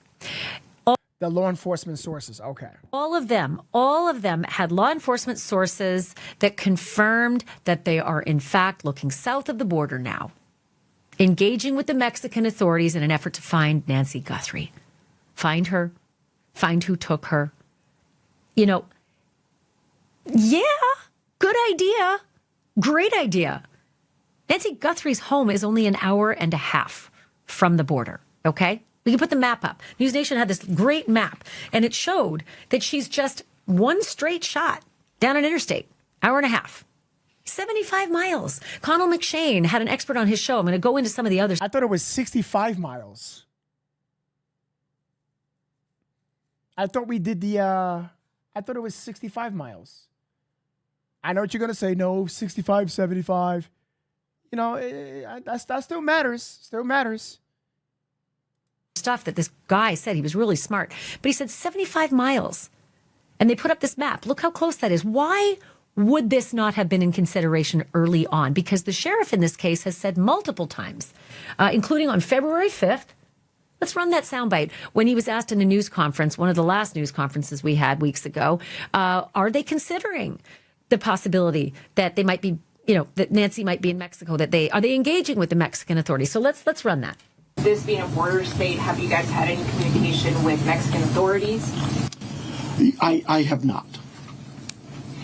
I work closely with the Mexican consulate, as other consulates, being the sheriff, but no, I've not. Okay, so February 5th, the sheriff is saying, no, that's not something that they're doing. So Fox News Channel, Michael Ruiz reports this, tweeted this out. A federal law enforcement official confirms the FBI has contacted Mexican authorities in connection with the Nancy Guthrie case. In fact, that's what Libby Dean, TMZ, and Michael Ruiz at Fox News Channel all reporting, that their sources are saying that the Mexican authorities have, in fact, been contacted by federal law enforcement.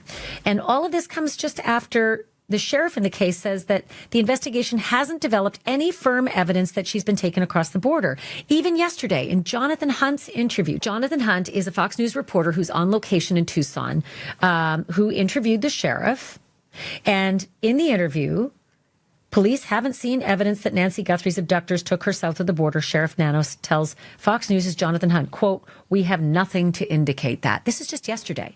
Just yesterday, the sheriff says we have nothing to indicate that. However, everybody's sources, including Fox News, News Nation, TMZ, and I'm sure I'm missing a bunch of them, all have it on authority that their federal sources say they are. They are engaging with the federal authorities. Matt Finn, Fox News. The guidance I got on the FBI talking with Mexico in relation to Nancy Guthrie is that it is standard for the FBI to communicate with Mexico on cases like this, and that the FBI has likely been in touch with Mexican counterparts for a while, if not from the start of the FBI's involvement in this case. That would be Monday, Feb 2, right? Mrs. Guthrie is reported missing on Sunday, Feb 1. The FBI showed up on Monday, Feb 2. So if it would be standard that the FBI would be doing this, that the federal authorities would be doing this, are they just not talking to the sheriff? The sheriff has said since Feb 5 in a news conference, and just yesterday to Jonathan Hunt, we have nothing to indicate that. Okay. Connell McShane today on News Nation, on his show, again, has this great graphic showing how close, Nancy Guthrie's home is to the border. And then he had a really good guest named Chip Massey. He's a retired FBI hostage negotiator who had a lot of wisdom about the way this works when it comes to dealing with the federal authorities. He said, the FBI has a legal attaché in Mexico. We work with them all the time. Right? Has a very strong relationship with authorities in Mexico City, local and federal authorities in Mexico. He also says this does not look like a cartel thing to me. This is Chip Massey, right? He says they don't want this kind of attention. This is a low dollar value for them. And to authenticate ransom seekers, ransom demands, he said the FBI looks for consistency and patterns, but that there's not a lot of that in the ransom demands, the alleged ransom demands that have been coming, fast and furious in this case. And specifically the one that TMZ got today, which I will get to in a moment, also does not fit this pattern. And yes, TMZ got what I think this is about 5 or 6 now, overtures from people who want money. Brian Enton also has a source on the ground that tells him this does not look like a cartel job. All of this coming on the same day that everybody's getting reporting that the feds are engaging with Mexico and the Mexican authorities. Okay, to that end, the sheriff gave an interview to the BBC. Again, gave a lot of interviews, all 10 minutes apiece. But the BBC got something really interesting, a couple of really interesting pieces from the sheriff. Number one is that the sheriff believes, in his words, that Nancy is local. I think she's somewhere here in our community. Locally, the reporter says, yeah. Why? I just do. I don't know why. I don't have the evidence for that. I just do. That's what the sheriff said. And then he went on to say something very interesting to the BBC reporter. When the reporter said, well, how did you rule out the family? What was it that you went through to rule out the family? And I'm going to pause this. Ladies and gentlemen. I pull up a graph of Nancy Guthrie and Savannah Guthrie. I got to pause this real quick. I don't mean to leave you on a cliffhanger. I apologize. But I typed in Nancy Guthrie and Savannah Guthrie when it comes to Google Trends at their history. And obviously, Savannah's going to be picked up a little bit more because she is quite popular. On a Today Show, they mentioned the books, Revelation, the podcasts. So I did it a full year.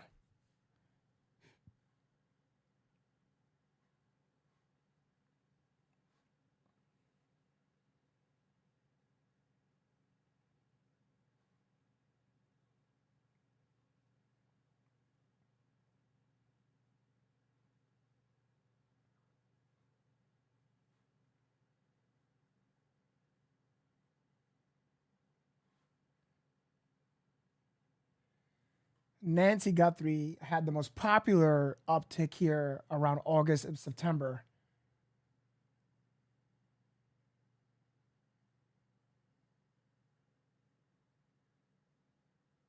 But then it rises when it gets to the next year, January. Interesting. Just something to note, to look at. It's interesting. Way the sheriff... Please, do me a favor. Please hit the like button if you're new and hit the subscribe. We talk about true crime and trending topics here on Novesity. Welcome, everybody. I appreciate you so much.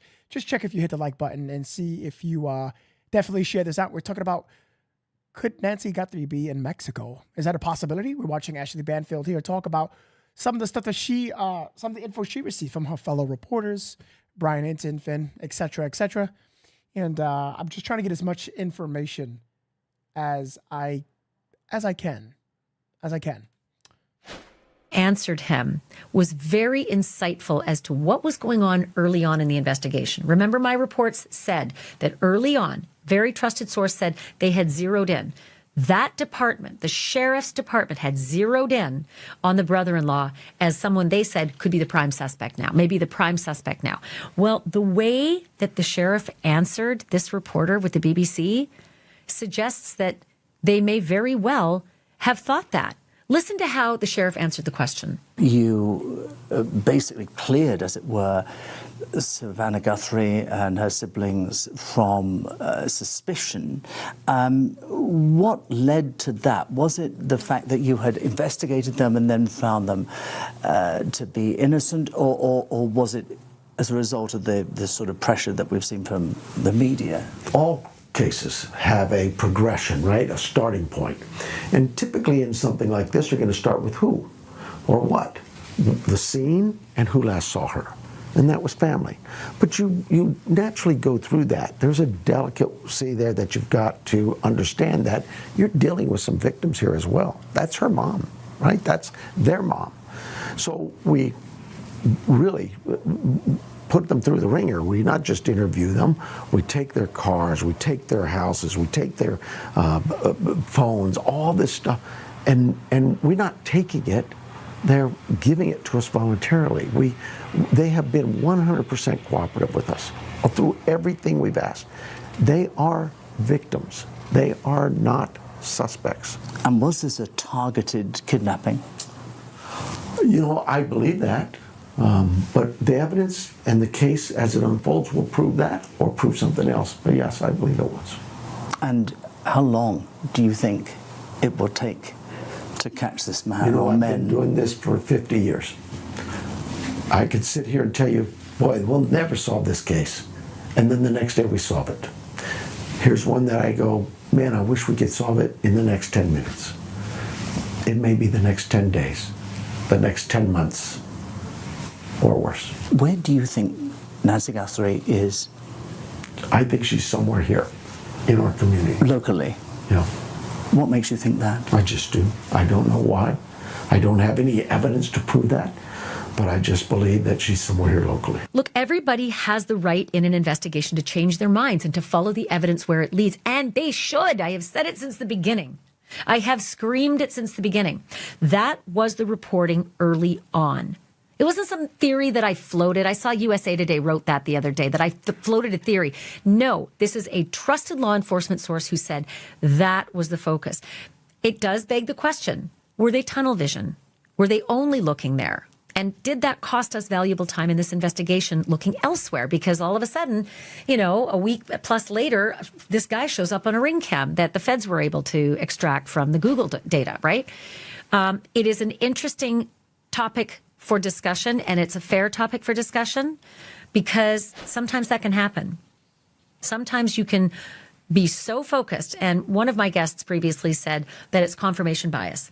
And then you just get all your evidence to confirm what you think instead of widening the aperture.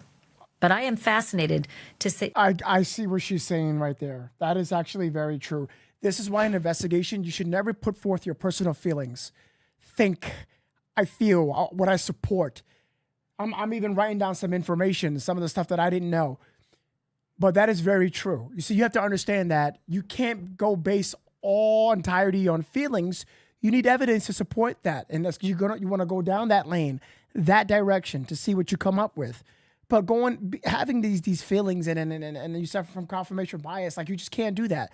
You want something to support your claim, what you feel, go based on evidence. Go with what you have available. Use the tools that you have, even on the sheriff, local. Use what you have and go based on that. Move forward. What is some of the public things that we know? A glove, DNA, there's blood. She left some items.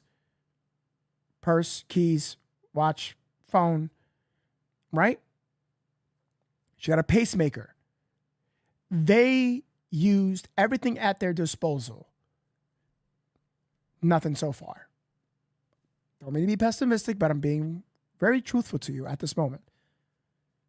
I think what we all are waiting for, which could take a couple weeks, okay? That's 14 days on top of 19. Top your heads off. What is that? 33 more days that we can see anything come back from genetic genealogy. Anything. And that's only if, and that's minimum. That's scary. That's scary. Nothing came back from the 18 to 24 photos, quote unquote, 40 photos, 40 names. Nothing.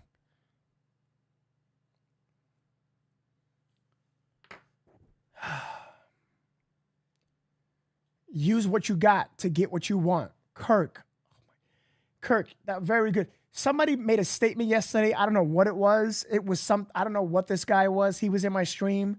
He wasn't even a member. He was a regular subscriber. Kirk, he said something, a quote like this, but different. Oh, man. Larry says, but feelings give you the ideas of what to investigate next. Larry, I don't know. I don't know if I can agree with my opinion, bro. I don't know if I can agree on that. I don't go based off. I have a feeling, a little hunch. I don't. It's just like what Ashley just said. You know, I don't know. Like if I was an investigator, I would things that are tangible are important. Anything that's physical evidence that we can see, like, hey, this is what happened. This is what we need to work on. This is that. This is that. It's so important. Evidence is key. Why you think that they try to collect as much evidence to try to take a lead. Now, clearly that shows that it's not working in this case, but that's what Chris Nanos says. I hope. I hope. I hope. Believe, hope, these words that are being used. You can feel. That's so different. That's so different. And you just said it. But feelings give you the ideas of what to investigate. It can, but would it be right? That's why there was bad scrutiny over the sheriff, because they opened it, they closed it, they opened it, they closed it, tampering evidence. It was a lot of stuff. A lot of stuff. Yeah, man. But that's just my opinion, Larry. That's just mine. We all hope. Sheriff Nanos is not bothered. He's not. But I still feel a little guilty. His brother died. I can only imagine what he was going through at that time. I just feel terrible. I feel terrible. To see that the sheriff is admitting that they put the family through the ringer early on, admitting towed the car, admitting seized the house, admitting seized the phones. We hadn't heard that before. Seized the phones. Very interesting. The sheriff is just sort of letting these dribs and drabs out, where before he would just say, I'm not confirming that. I'm not confirming that. I wonder when we're going to hear that maybe the Nest camera was smashed, because that's something that my source also reported to me, that the Nest cameras, plural, were smashed. And Michael Ruiz from Fox said that he saw shards of glass below the doorbell cam. Okay. Shards of glass beneath the doorbell cam. Did we see that? Another thing that the sheriff said to Brian Enton that really stands out, we gave them the other cameras. We gave them the other cameras, meaning we gave the other cameras, so we're plural, to Google to try to extract more information. He said to Brian Enton, unfortunately, they couldn't, we don't have it yet. I don't know that the FBI has applied whatever they were doing, the scratching, it's called video scratching. Think of it as, this is the way it was described, an onion, when you scratch each layer off the onion to try to get to the layers below. That's what they described what the FBI was doing in scratching those databases. I don't know if they've come up empty with those other cameras from inside the house. Fascinating. Some maybe from outside the house. He's not very specific. He did say inside the house at one point, but he said plural. And it means those cameras weren't taken by the perpetrator. Because if the sheriff was able to give them to Google, bad guy didn't take them when he made off with the other cameras. Yes, exactly. We caught that earlier when we was wondering, did he take the cameras, or did the sheriffs take them? In my mind, I couldn't imagine seeing that these perpetrators would take the camera. They didn't take Nancy's phone, did they? They weren't these robbers. It wasn't a burglary. They didn't do that stuff. This was planned. They had an idea. Nothing was missing. Nothing. Only one thing that was missing was a woman from her home. Not even a camera. I remember when Chris Nanos said that. Nothing was taken from the home. I kind of put the idea in my head of was the cameras taken, because that's part of the home. They got those cameras, man. Fed's been had those cameras for a while. Some reporting today about polygraph tests, and it looked really big. The early reporting was that polygraphs were used to clear people in the case. Brian Enton said, I've learned that polygraphs have been performed to clear people in the Nancy Guthrie case. And then Fox News' Jonathan Hunt said polygraph testing is being conducted today at the Pima County Sheriff's Department. It is unclear who's being tested or whether the activity is connected to the suspected abduction of Nancy Guthrie at this time, more as we get it. And then Matt Finn got an update later on, took a lot to sort of extract all this information from the authorities, and he posts this on X. Sheriff Nanos tells me the polygraphs today are for new hires. Well, that would mean absolutely not the Guthrie case, but, you know, there's been a lot of communication gaps, I would say, being generous. And so who knows if it's possible both things are true, that some people were cleared through polygraphs and that today polygraphs are being conducted on new hires. But that's the reporting. I just wanted to give it to you as it came out today. TMZ's other letter. I mean, I'm losing count, right? But boy, this was different. Harvey Levin said this was very sophisticated in its request. It was different from the other letters. It had a different address, different wallet, and very graphic consequences of what would happen if the money wasn't paid. But as for the money, this time, not using Bitcoin. Graphic consequence. That's the first time I heard that. I never heard that term before. Used on this. Never heard that before. No, but I left the link in Discord for the video of Carlos and his lawyer explaining what he is wanting from the show. What?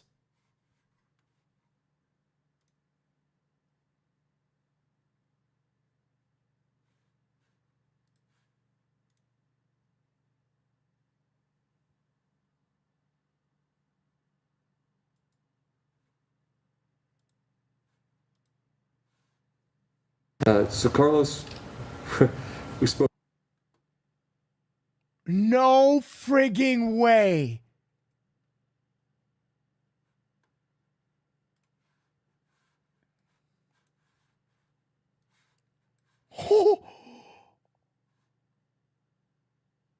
Truth seeker, here you go.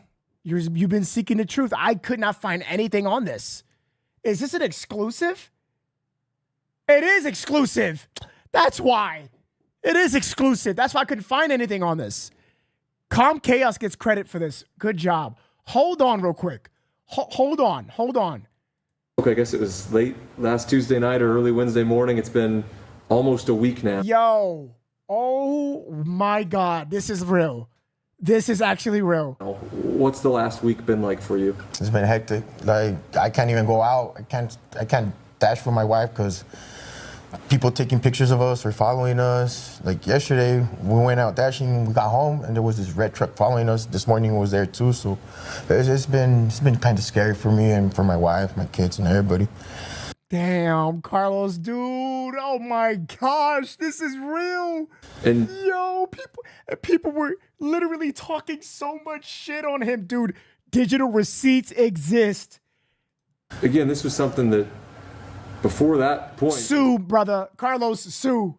Sue.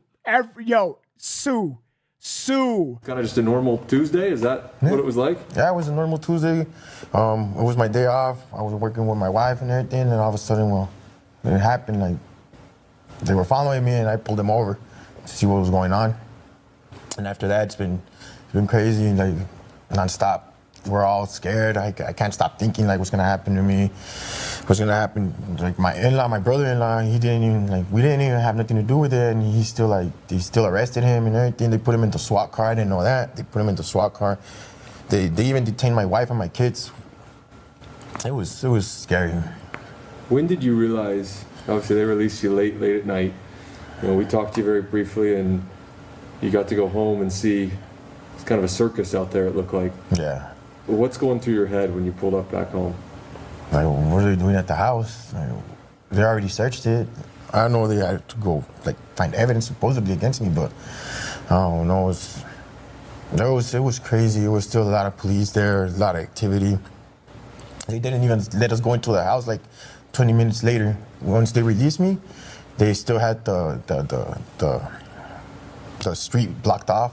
They didn't even get off the car or nothing. Jesse, what comes next year? Well, I think, from our perspective, the first thing that really needs to happen is that the Pima County Sheriff's Office and Sheriff Nanos need to clear Carlos's name. They need to make this right. They've falsely arrested an innocent man. They've subjected his family to misery, humiliation, handcuffs. Oh, they put him in handcuffs. I thought they said they just detained.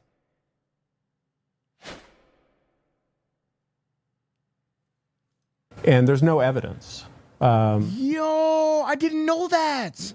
This was a wrongful arrest. It was a false arrest. They've cast this shadow of suspicion on Carlos and his family, and now they're living day to day. They're living in fear. And so the first thing that I'd like to see is Sheriff Nanos and the Pima County Sheriff's Office come forward and say, this was a mistake. Carlos is not a person of interest. He is not an investigative lead. We messed up. We need to see some accountability. Obviously, my hope is they're doing the best they can. I'm not talking about the difference between cuff and arrest. I'm talking about I'm not talking about like cuffed and linking it into detain. I meant like arrest and detain. Those are two different things, y'all. Two different things. I never seen this video. The Comcast just now put it in the Discord. Oh, she been, but I didn't. I knew from the beginning. I'm like, yo, if this is not our man, yo, this is not. He's gonna lawyer up. And look, I'm not gonna lie. Listen, I would too. I ain't gonna hold you, man. I ain't gonna hold you. I am an American, bruh. Period. I live here, born here. I better be treated well like an American. Am I right? That goes for anyone. And I don't give a hell who you are. I don't care. I don't play that shit. I gotta listen to this, y'all. My bad. Let's listen. Their investigation. Because, yo, I'm telling you, y'all don't know, but defamation can, guys, it'll ruin your whole, it can ruin your life. It will ruin you. It could put you in danger. He just talked about a truck following him. This is bad, bro. I don't know what the details of what they're doing are in that respect. That's not my department, but they need to clear Carlos, because right now he and his family are going through a nightmare where they look out the window and there are suspicious cars driving past their home. They don't know what's next. And so, Michelle, that's not what I was referring to, by the way. I'm talking about detained and arrest. Those are two different things, not by cuffs. I don't care about the cuffs. I'm talking about arrest. Like, it's two different things. Detained and arrested are two different things. That's what I'm referring to. It's just clear that whatever mistakes were made, Sheriff Nanos and Pima County need to fess up, and they need to clear Carlos so that his family can begin rebuilding and moving on. And we asked the sheriff that even just this morning, and he said everyone they detained, because there was another person detained last Friday, right? Thank you, Michelle, for the super chat. Alabama, thank you so much. Hold on, give me 1 second, okay? I got you. He said they were cleared to a point, was his wording. Has there been any evidence presented here? I know they mentioned their search warrants, right? And it's not just them searching willy-nilly, but from what you've seen and what you've heard, is there evidence here that makes this? No, there's no evidence whatsoever. Our understanding is that they obtained the search warrant they obtained that allowed them to search Carlos's vehicle and his family's property through the use of a secret affidavit. As far as we know, that affidavit is sealed and remains sealed. And, our suspicion, our educated suspicion, is that this has something to do with cell phone pings, which everybody knows are unreliable. And, it's their job to come forward and say what evidence they have is. The fact that they went after Carlos so hard and then let him go, and it's obvious that they had the wrong guy. It's obvious that they messed up. And they need to actually say the obvious, though. They need to repair the damage they've caused. Carlos, when did you realize what? That your name had, your name, your family's name, it spread over the internet really quickly, didn't it? Yeah, that same night, I noticed, as soon as I did the interview, I went inside. My wife was on the phone, and on TikTok, the news everywhere. It was like that. Less than an hour, everybody knew what was going on. We were, my mom, my dad. My dad's backstory wasn't. They were trying to. I'm just saying. Say that was my dad that did it when it was I was detained, and they brought his past life back. And it's, I don't know. And it's not just, it's bad enough if you're accused of something you didn't do and it's a minor crime, a burglary or something like that. It pretty much accused you kidnapping of at that point, and still probably maybe the most famous crime going on the planet right now. All right, I want to be clear about something. Them detaining you isn't It's a difference. See, this is what I'm telling you guys. Like,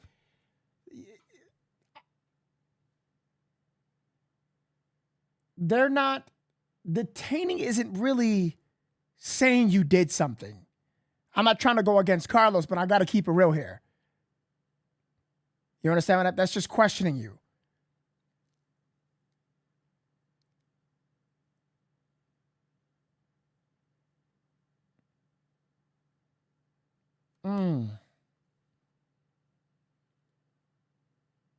My man lawyered up. But I want to get into this affidavit. I want to get into that. No, it's okay. It's okay. I already know what's happening on Dad's Going Live. I already know. I already spoke to him. I know. I'm in contact with him. I already know. No, I want to know why. When you mentioned that night that, you weren't necessarily mad at the deputies, that they're doing their job. They were, you want them to find whoever did this. But obviously they had the wrong guy here, right? Does that still how you feel? Yeah, I'm frustrated that they didn't do a good job at it. They just went with supposed to be.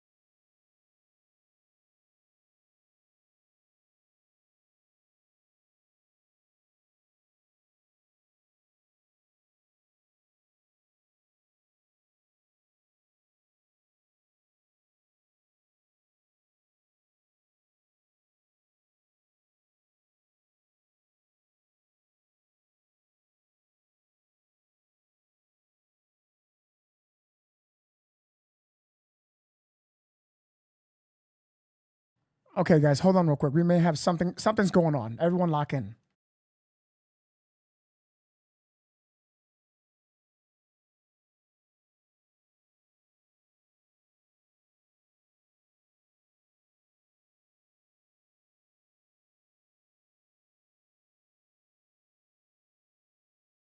Carlos, brother, listen. I'm sorry this happened to you, but we got to come back for a second, okay, Carlos? I'm sorry that happened to you, brother. For real, I am. And you lawyered up. You did the right thing. And we'll be back for you, brother. Just give it a second. Everyone lock in. Hold on. I'm pussing out, guys. I am being a pussy right now. No, don't do that. Fake news. Yes. There we go. Let's call it fake news. I like that. I don't think it's real.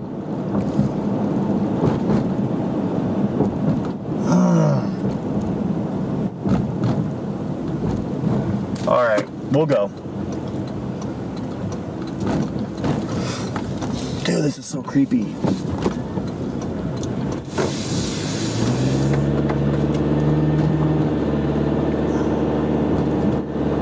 What if I just sit here and wait for cops to drive by?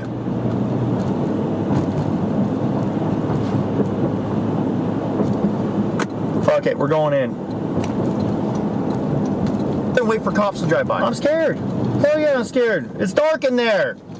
Won't you be scared? Okay, we're live at the scene, and in here or not? Tucson, Arizona. Okay. Just locked my door. So Jacob got a call of some cop, and I'm gonna park across the street and be creeped out. Jacob got a call for something, guys, and this. No cop. Something's going on with I think a deceased person or something. No cop. Hold on. Hold on. Whoa, whoa, whoa, whoa. It's a real fucking call. Okay, hold on, Jacob. Just relax, buddy. Oh, shit. Okay, so Jacob wants me to check something out, guys. So hold on, okay? It's fucking real, dude. I gotta hear something. What the fuck? Hold on. 1016, the wash area of Christina Green Memorial. I do see a large oh my god. Hold on, he's calling me. looks like there's Hold on. a grave next to a shovel. If I could ask some units 45 me down here. 162, what's your location again? And just stay put. Christina Green Memorial. Just west of the YMCA. Okay, I'm listening to the audio now. 173, be careful, radar traffic, please. I'm about to go fingers.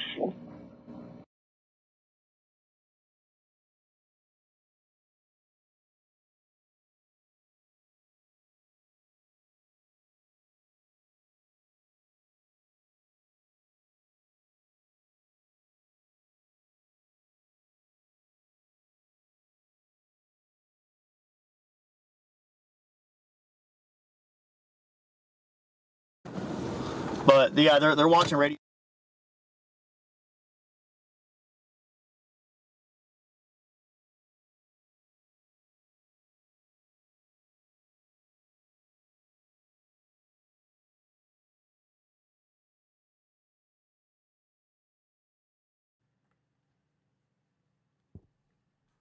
Okay.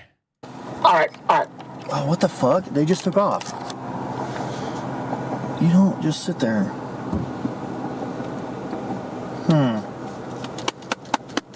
What the fuck? Are they thinking they're at a different location? Is there a different spot at the wash? They said wash. What the hell? Why would they just pull out as I'm pulling in? Why would they what the hell?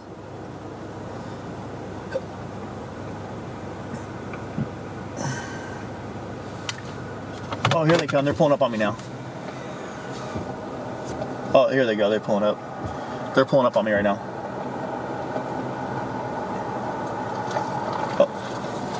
Hello, man. I'm just media. I heard on the radio about a call over here. Yeah, don't worry about it. All right, thank you. Hey, are you guys doing anything right here? Or? No. There's nothing going on.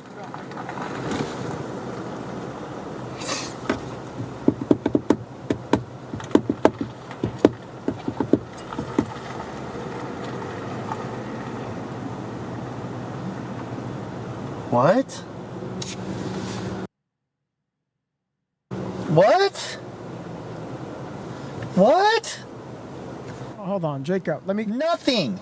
Hold on.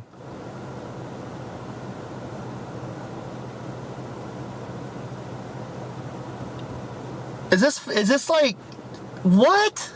Do they just pull in there all the time or something? Did I get trolled? Did I just get trolled? What?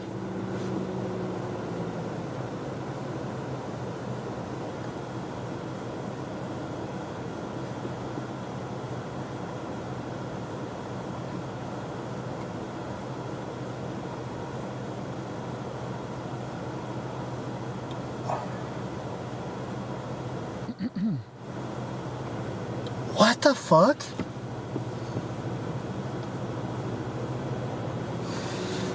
Let me listen to what that was. 1016, the wash area of Christina Green Memorial. I do see a large shrub. Looks like there's somewhat of a grave next to a shovel. If I could ask some units 45 me down here. 162, what's your location again? And just stay put. Christina Green Memorial. Just west of the YMCA. 173, be careful, radar traffic, please. I'm about to go fingers.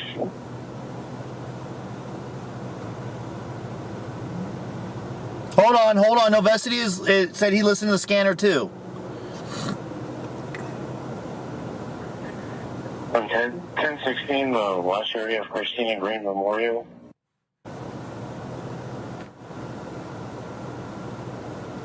Was I being trolled? Hold on, buddy. Hold on. I'm checking something out. Hold on, Jacob. I got you. Hold on. I got you, my boy.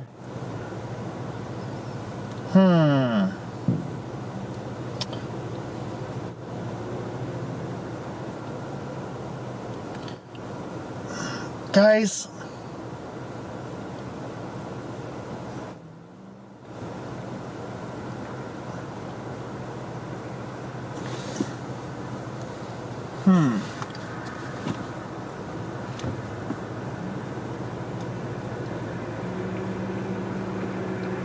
We're not 97 for call station. Get the 40 press. 121. Box 44. Copy. Distributing piece. Distributing piece to 2255. 20. With that information, I'll have within 7-1, but they're heading north from Peace Block from the north end, and 979 will switch from the south block into the south. Alright, 97, I'm moving in. Wrongful. 10-4, thank you. Park somewhere else.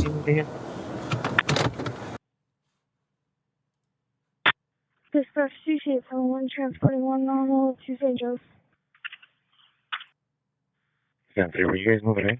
10-4, 10-4. 197 and 94, do me. 979, copy. 117. 10-4. So I spoke with the secondary complainant. He basically advised that this person, our suspect, he has felony convictions. I'm trying to confirm. This is one of control, exterior to 41. Tommy 3. Copy in Arizona 28. 3, Adam, 3. Yeah, 4-8. Bravo, thank you. 4-4 hit. Go ahead. 10-20 to show, 76 to 103 David. Good. Romeo 15 to control, 1042 interior. 121. 10-4. 29, are you having any updates? Okay. Copy, I'll be around. 120. Copy. If he gets out of the vehicle, his driver door is facing the front door, so he'll probably try to run into the house. If that's the case, but there is enough room for him to drive off. District 531, can you call me a case? 10-4, it's going to be 12-0012. Copy, thank you. 121. Okay. 29. All right, I have to check. I found nothing so far. So, hold on. 5, 6, 9. 121. 16 fireworks. 15 feet. They told the deputy to stay.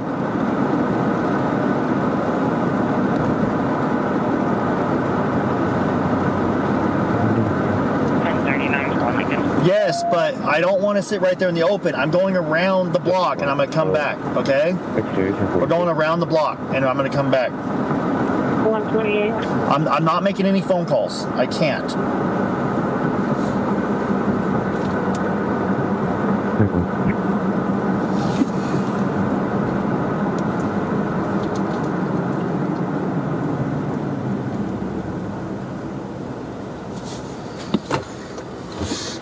Guys, give me 1 second. I'm working with Jacob right now. We're trying to figure something out. Hold on, okay? Just lock in. You guys can watch, but just give me 1 second.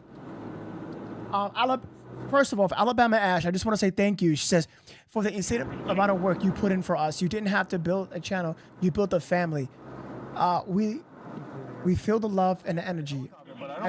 And the truth you pour into every stream. Oh my God, Alabama Ash, that's so cute. See if there's any Shout out to Alabama Ash in the chat. I appreciate that so much. Those words mean a lot to me. Nothing.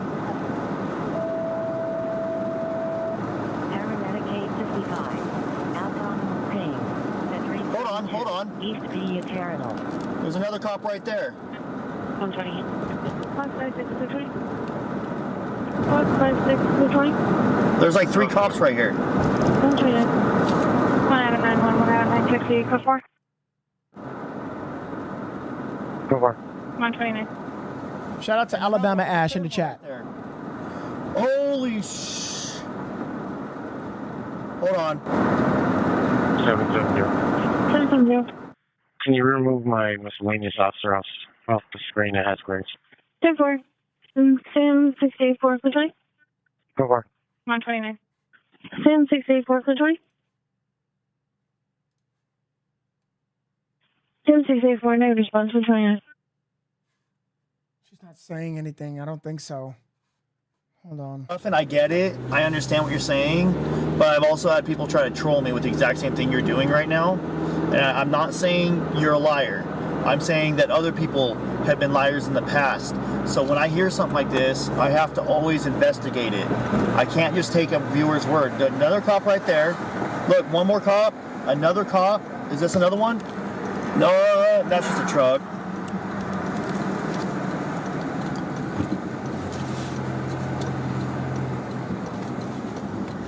So I have to treat everything as if it's fiction. But there is multiple police officers over here in the parking lot right now. So we're going to watch some Pima County Sheriff's activity. I'm not telling you that this is something serious. I'm not telling you that that scanner feed is real. I'm not saying that. So I don't want to... Oh shit, there is a lot of fucking top activity people here. 332 East via Terminal. Thank you guys. I love you guys. You guys are my family. 332. Appreciate you. Thank you for the super chat, but I don't want to see all that. Look, is this police? Did I find a police station or something? Look.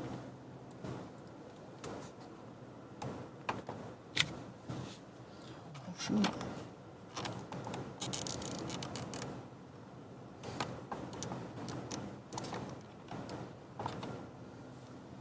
There's several sheriffs driving around right now.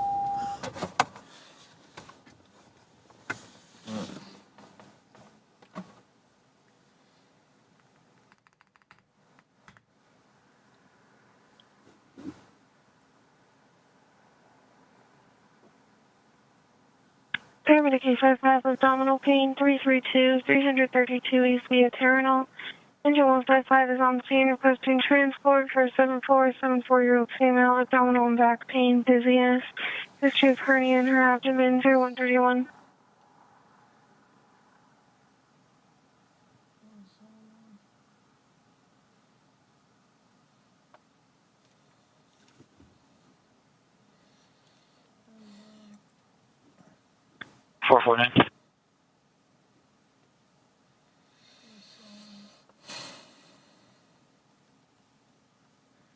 Dispatch, paramedic 1, clearing Banner Main, returning. 1023 at 1032. Copy 1.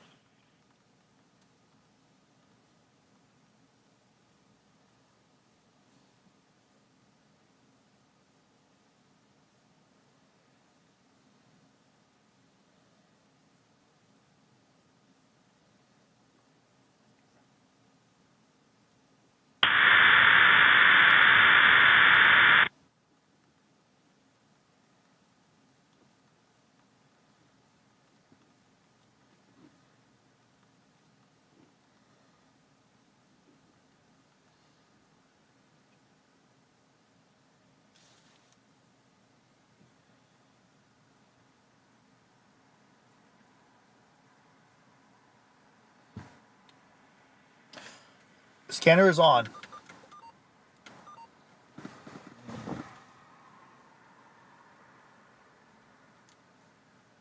I have my scanner on. I'm trying to find... Okay, so...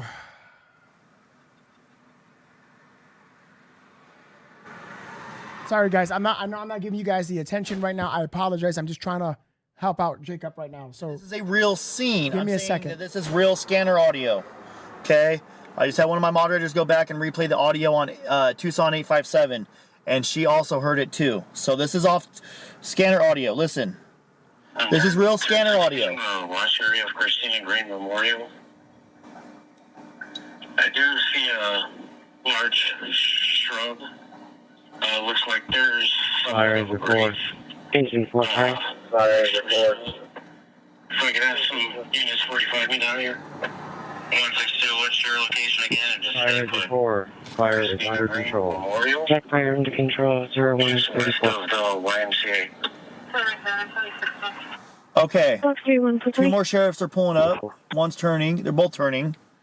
I'm gonna call Novesity right now. 1 patient code 2. And I'm gonna tell you and him the same thing.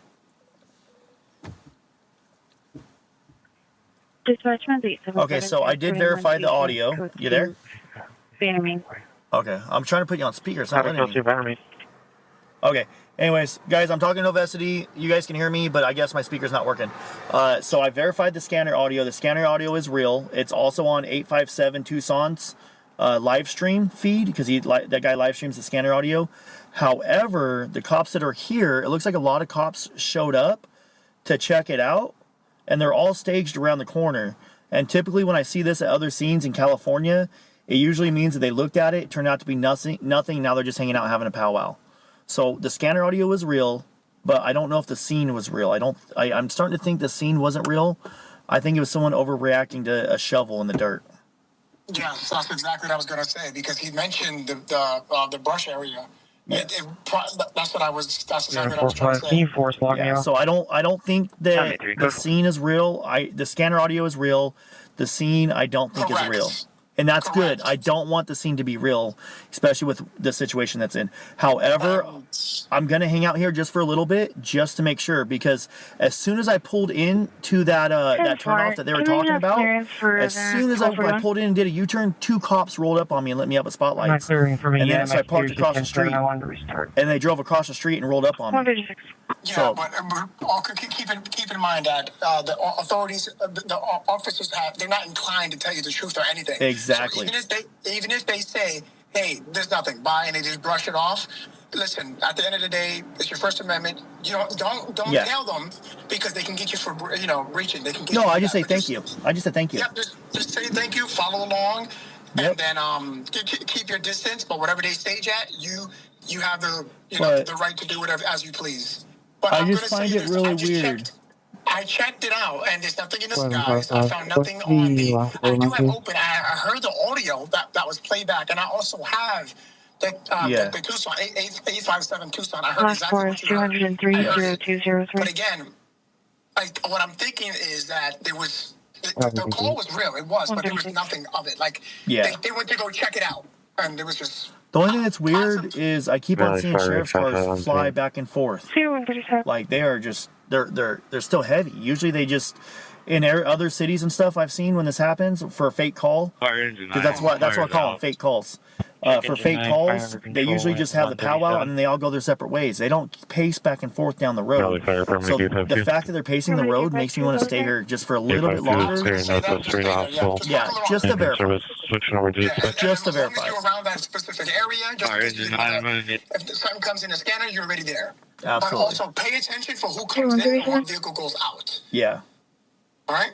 For sure. If these guys leave pretty fast, I'm gonna leave too. But we're gonna need a medic. It looks like they're walking around. There's 3 sheriff's trucks here, man. It's just weird, bro. Yeah, just tread softly and just stay there and look out for big names on trucks. Sure. We got a burn victim. All right, brother. I'm gonna keep watching you. We're watching you on stream, right? All right, I appreciate it, man. Thank you. Later. All right, you let her know. All right. Engine 911 medic 49. Okay, guys. So basically, this could have been so basically on the scanner there was something, but it could have just absolutely been nothing on the scanner. They just mentioned a big brush and then a shovel. It sounds like to me that someone must have thought it was something suspicious, but then it wasn't. That's why somebody told him and he was heading over there. But this could be very well be absolutely nothing. So we're just tuning in to see what's happening. He's just going to hang around there for a little bit, okay? But so far, it's not looking... Yeah, that's a cop. Yeah, they're all dipping out. These guys are on Prada, leaving Hardesty, going to H4. So it's verified. It was a real call. Oh, yeah.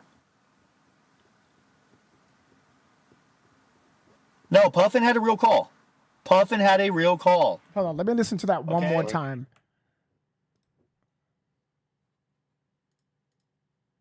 Let me listen to that one more time. I don't think it was nothing. 16, the wash area of Christina Green Memorial. I do see a large shrub. Looks like there's somewhat of a grave next to a shovel. If I could ask some units 45 me down here. 162, what's your location again? And just stay put. Christina Green Memorial. Just west of the YMCA. 173, be careful, radio traffic, please. I'm about to go cameras. Oh, he called for backup to go check it out. That's what that was. Hold on real quick. Let me go tell him. He's going to keep his eyes out. Go back to auto. Hold on real quick. It was an officer overreacting, but this is what the officer called in. Mind you, it's not real. I don't think it's real. I think it was an officer overreacting. He said it was nothing. I do see a large shrub. Nah, this was not. Yeah, it's. Yeah, I already told Jacob. Yeah. Down here. 162, what's your location again? And just stay put. Cops just turned that way. Christina Green Memorial. Just west of the YMCA. Now,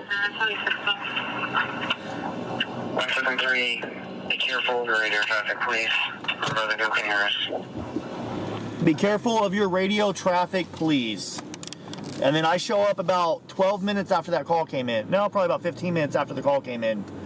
And there's a shit ton of cops here, but they haven't done nothing. Typically, I don't know, man. It just doesn't make no sense. There's cops that turn down that way, so we're gonna go. Yeah, I told them already, guys. I told them already. They're probably gonna get so upset in my live stream, man. Oh, look, right here, we can make a left. Dear officers, I actually respect you guys' job, and I think you guys are awesome, and I understand the reason why you guys don't like streamers. I understand that. But I want to keep stuff factual, and I want to respect my First Amendment right to do this stuff that I do. I actually work for a news network, and I am looking to record footage of anything that's related to the Nancy Guthrie scene. Okay. So yeah, guys, I already I do overnight. So basically, I just told them that it was just officer requesting and then a set at location. So that's why you saw the vehicles there. They just went to go check something out at the Memorial Park, but it looks like there's absolutely nothing at all. I already told Jacob that already, so it's all good. I'll say that. I don't care, because that's how I feel. That's the truth. That's how I feel. Like, I respect law enforcement, but at the same time, I'm going to respect my First Amendment right.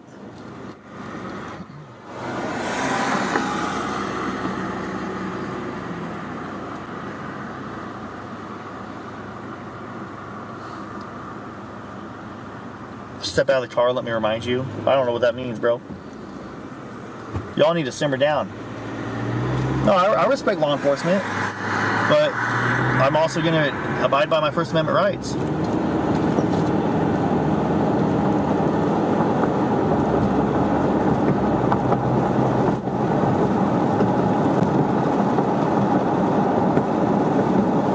Michelle, thank you so much. Michelle has been on a road. Guys, can we honestly hashtag Michelle?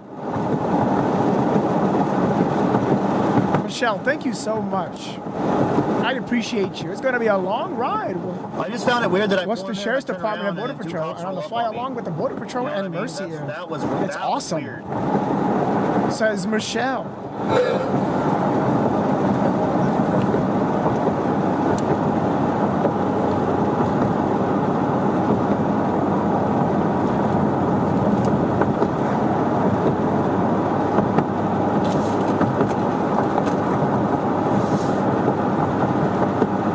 Pull back in there. That's fucking, that spot in there creeps me out.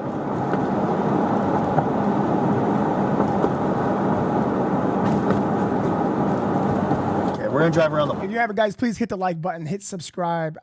It's okay, Michelle. It happens. Don't worry about it. I would appreciate you guys to hit the like, hit subscribe. We cover true crime, trending topics, and breaking life coverage. Covering my boy Jacob on Dad's Gone Live. Definitely hit him up with us.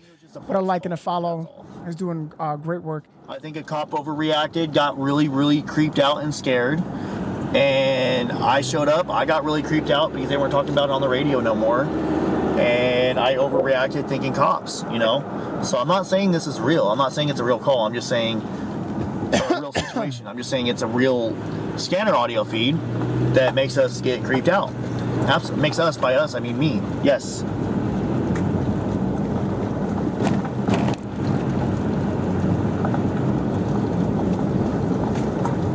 Yeah, they did already. They did.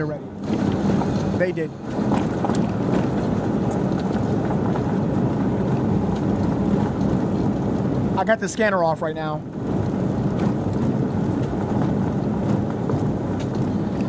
And the fact that they went to their, what sounds like a possibly encrypted channel or something, where they went radio silence about the call after that, there's like a 15-minute window where I don't hear nothing.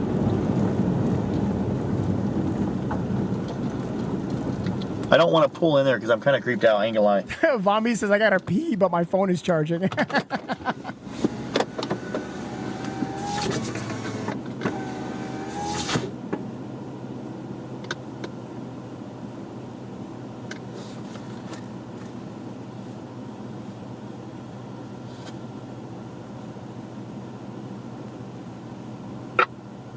Somewhere that's possibly related.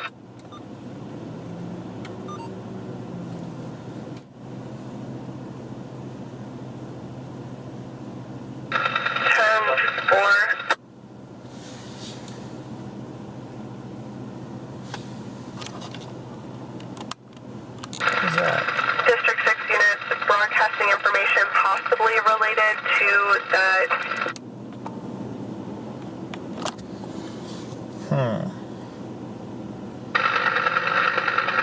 Last known location, 1100 Hacienda. Reporting party, resident there advised that there was a vehicle,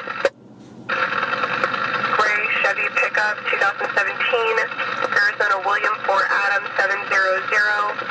Oh, that's unrelated. That's how. Occupant of the vehicle was out on his property for approximately 3 minutes. Appeared to be, quote, scouting his tools. Yeah, that's unrelated. That's highway patrol. Fully related, unconfirmed. And attempt to locate 0136. We're about 7.5 miles away from Nancy's home. No, that was a different call. That was highway patrol talking about somebody else that was trying to steal tools.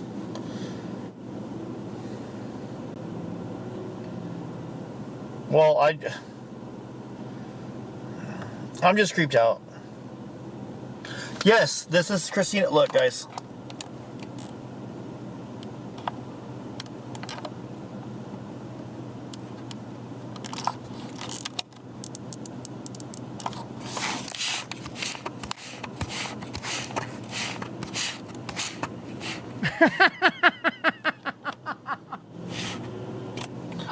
That's where we're at.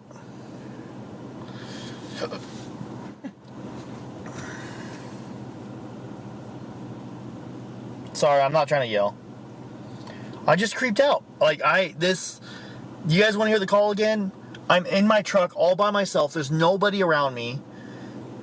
And I just heard a call about a possible grave with a shovel out here. And that's all a bunch of police officers. And I'm pretty sure it's fake. 1016, last area of Christina Green Memorial.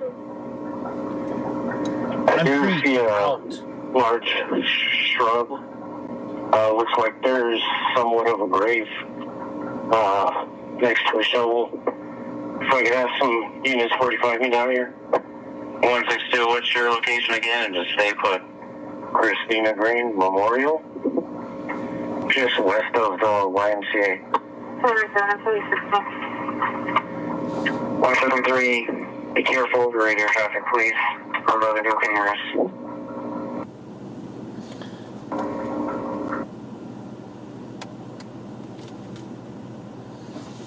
You guys want to go see? You guys want to see the look?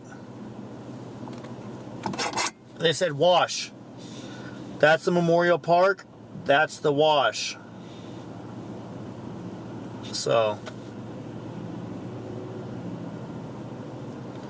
I'll come back during the day and look, but I ain't coming out there at night. I don't know this place, and it's not safe. Oh, there's another sheriff that just drove by. And a sheriff just drove by again, dude.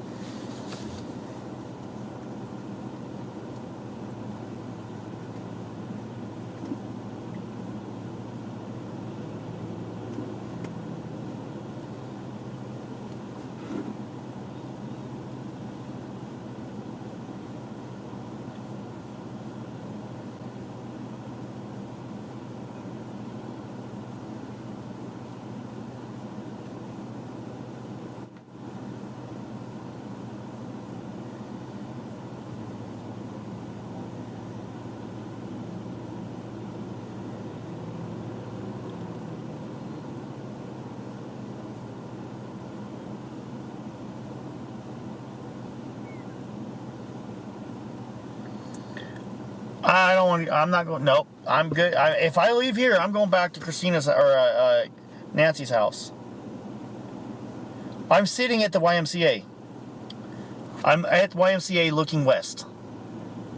Oh, sorry. Let's put this camera back on. I'm sorry. I'm at YCMA looking west.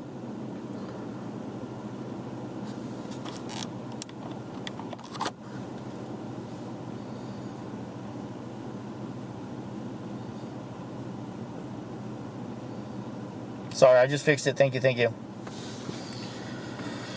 Oh man, that was just creepy, dude.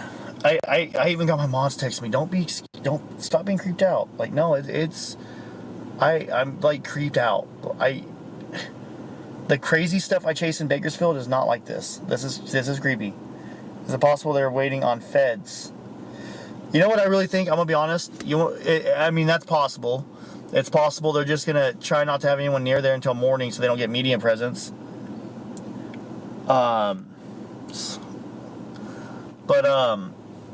True. You're fired. It's possible that's possible. Like there's always a possibility of anything. It's possible that they're going to wait till morning and just have a cop drive by every 2 minutes to make sure that no one's going in there. It's very possible. Trust me, I know. What else is possible? It's possible that they had more officers go in there and look at it and turn out to be nothing. Oh, we got a car turning right here. Oh, it's what's his name? It's Mark.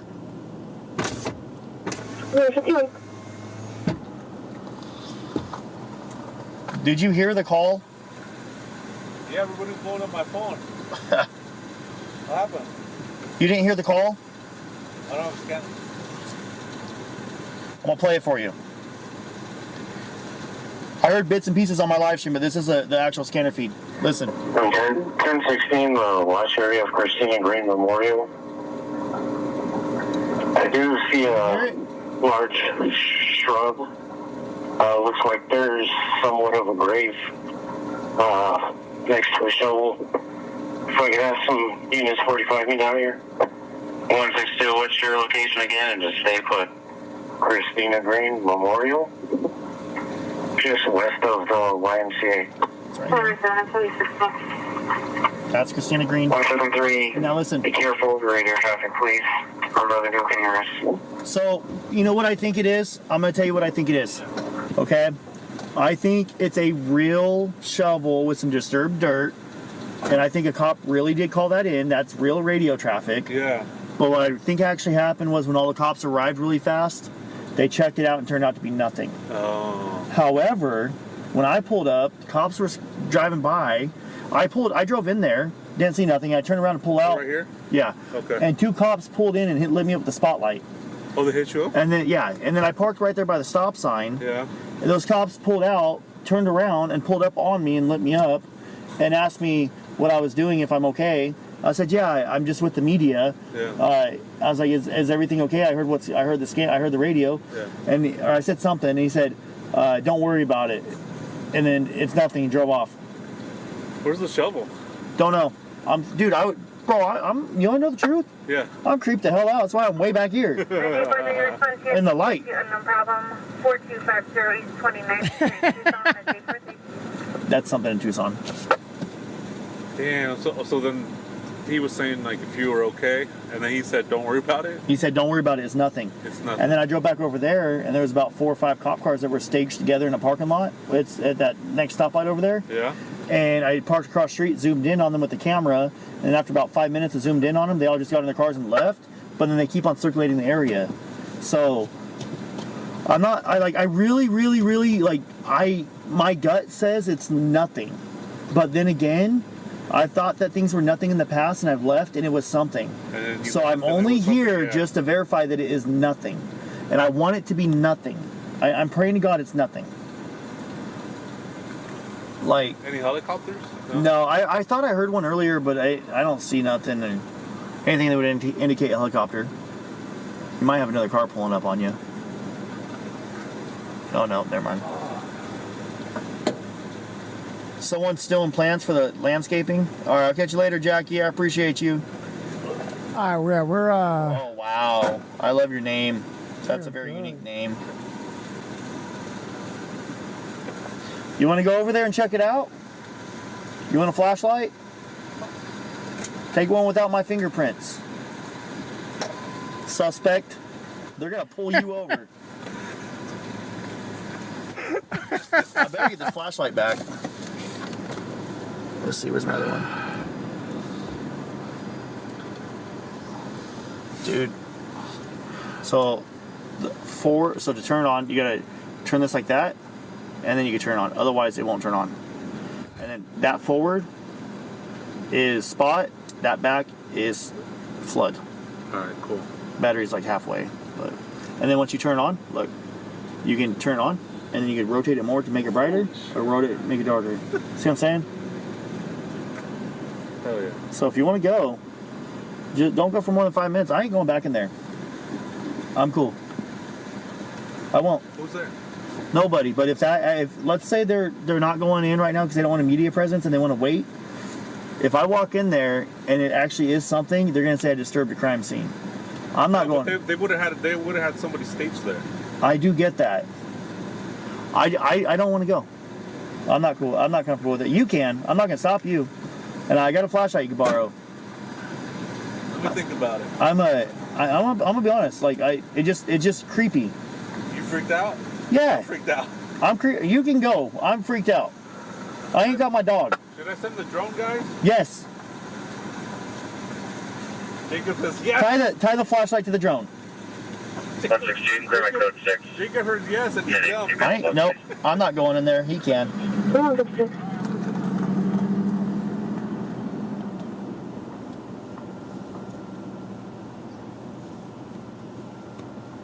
I'm not calling, Puffin, I really appreciate you, but I'm not calling anybody. I'm sorry.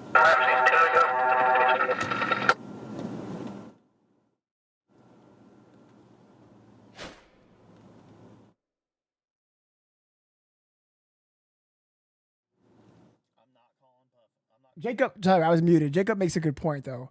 I'm a little crazy. I would go. Like, I know me. Like, I always check.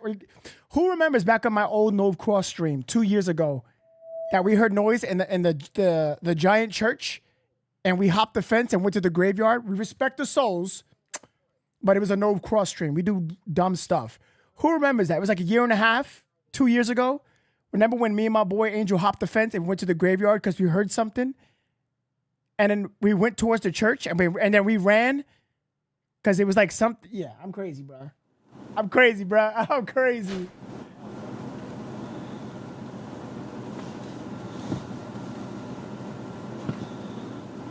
I'm crazy. I don't know why, but I would go, bro.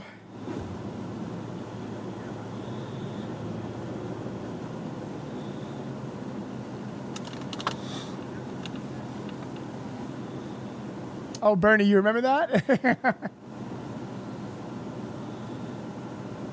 Please, again, hit the like, hit subscribe. I would appreciate it very much if you haven't. We cover true crime, trending topics, and breaking live coverage on this YouTube channel. You'll like it here. I have a really good community. Shout out to my boy, Dad's Going Live, Jacob.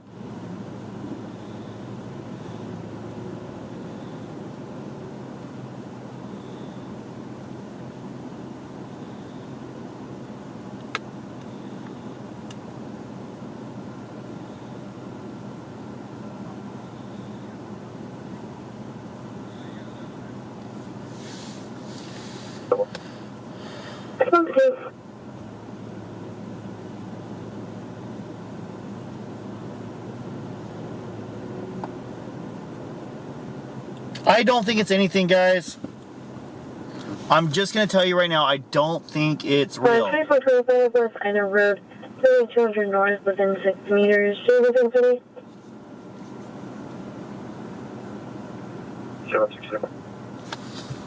76224. With an open line with a male and female heard arguing. Female heard saying, "Get the F out of my house." When the red mark temporary bears becomes available, do that. So, you know what I think, bro? I really, really, really think it's nothing. I'm gonna send the drone. But yeah, I would send a drone out. But you know what? Hey, you know what I think though? I really, really, really, really think it's nothing. And I do believe it's nothing. But for the 0.1%, I'm a retired scientist. No, that there is something that should be in there. You know? You Yeah. The drone thing is a good idea. Last four of the VIN 3297.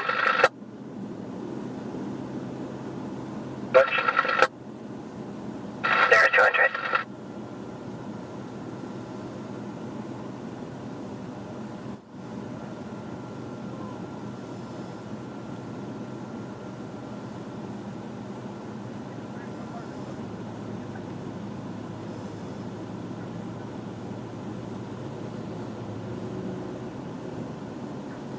Mark, should I change his name to Mark the Suspect?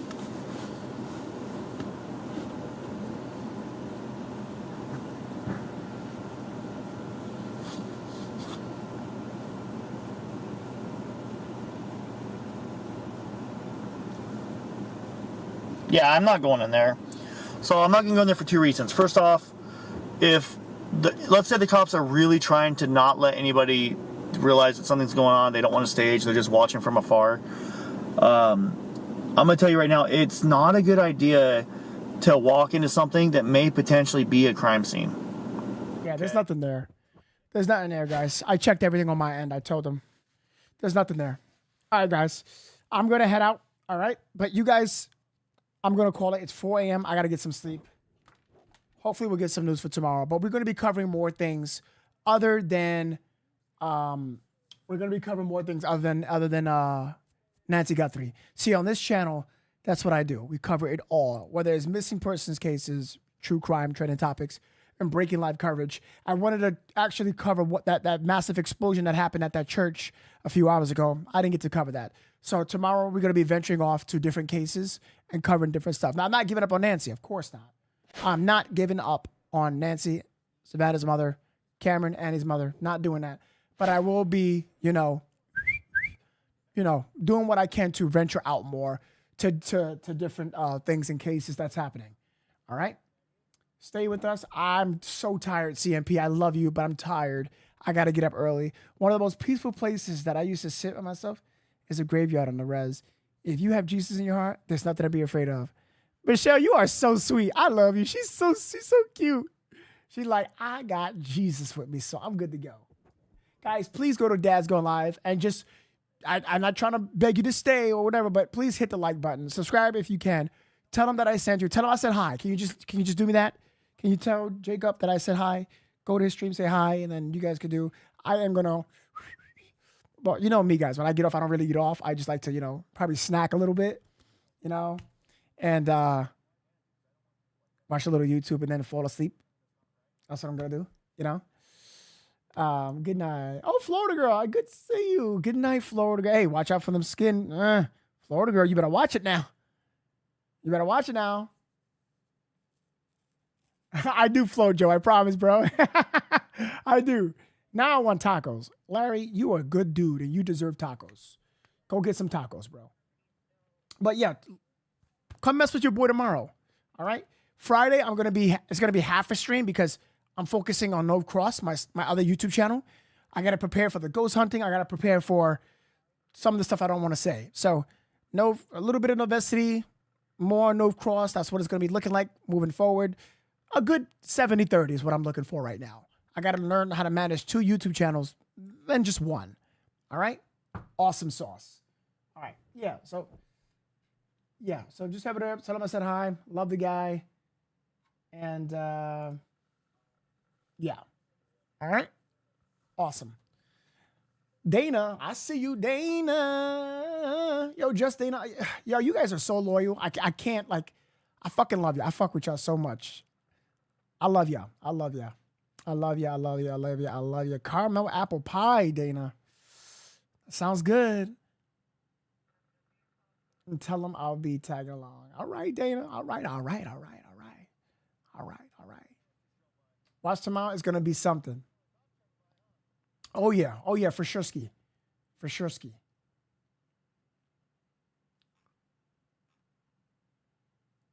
All right. Thank you so much, Michelle. I appreciate the super chat. Thank you. You are the last super chat of tonight. Thank you. I see you, Jazz. Much love, Jazz. Much love. Much love. Come visit me in Phoenix. Yeah, I got you. I got you. Trust me, I'm gonna be traveling. Just wait on it, y'all. Just wait on it. I'm gonna come to a city near you. Hey, y'all all better I better dab me, hug me, kiss. Not like that. Not kiss, like, you know. I don't mean like kiss me. I'm saying, you know what I mean? Like, you know, like. Never mind. I fucked that up, didn't I? You know what I mean, bro. Don't make it weird, guys. Fuck. I meant like, you know, form of, you know.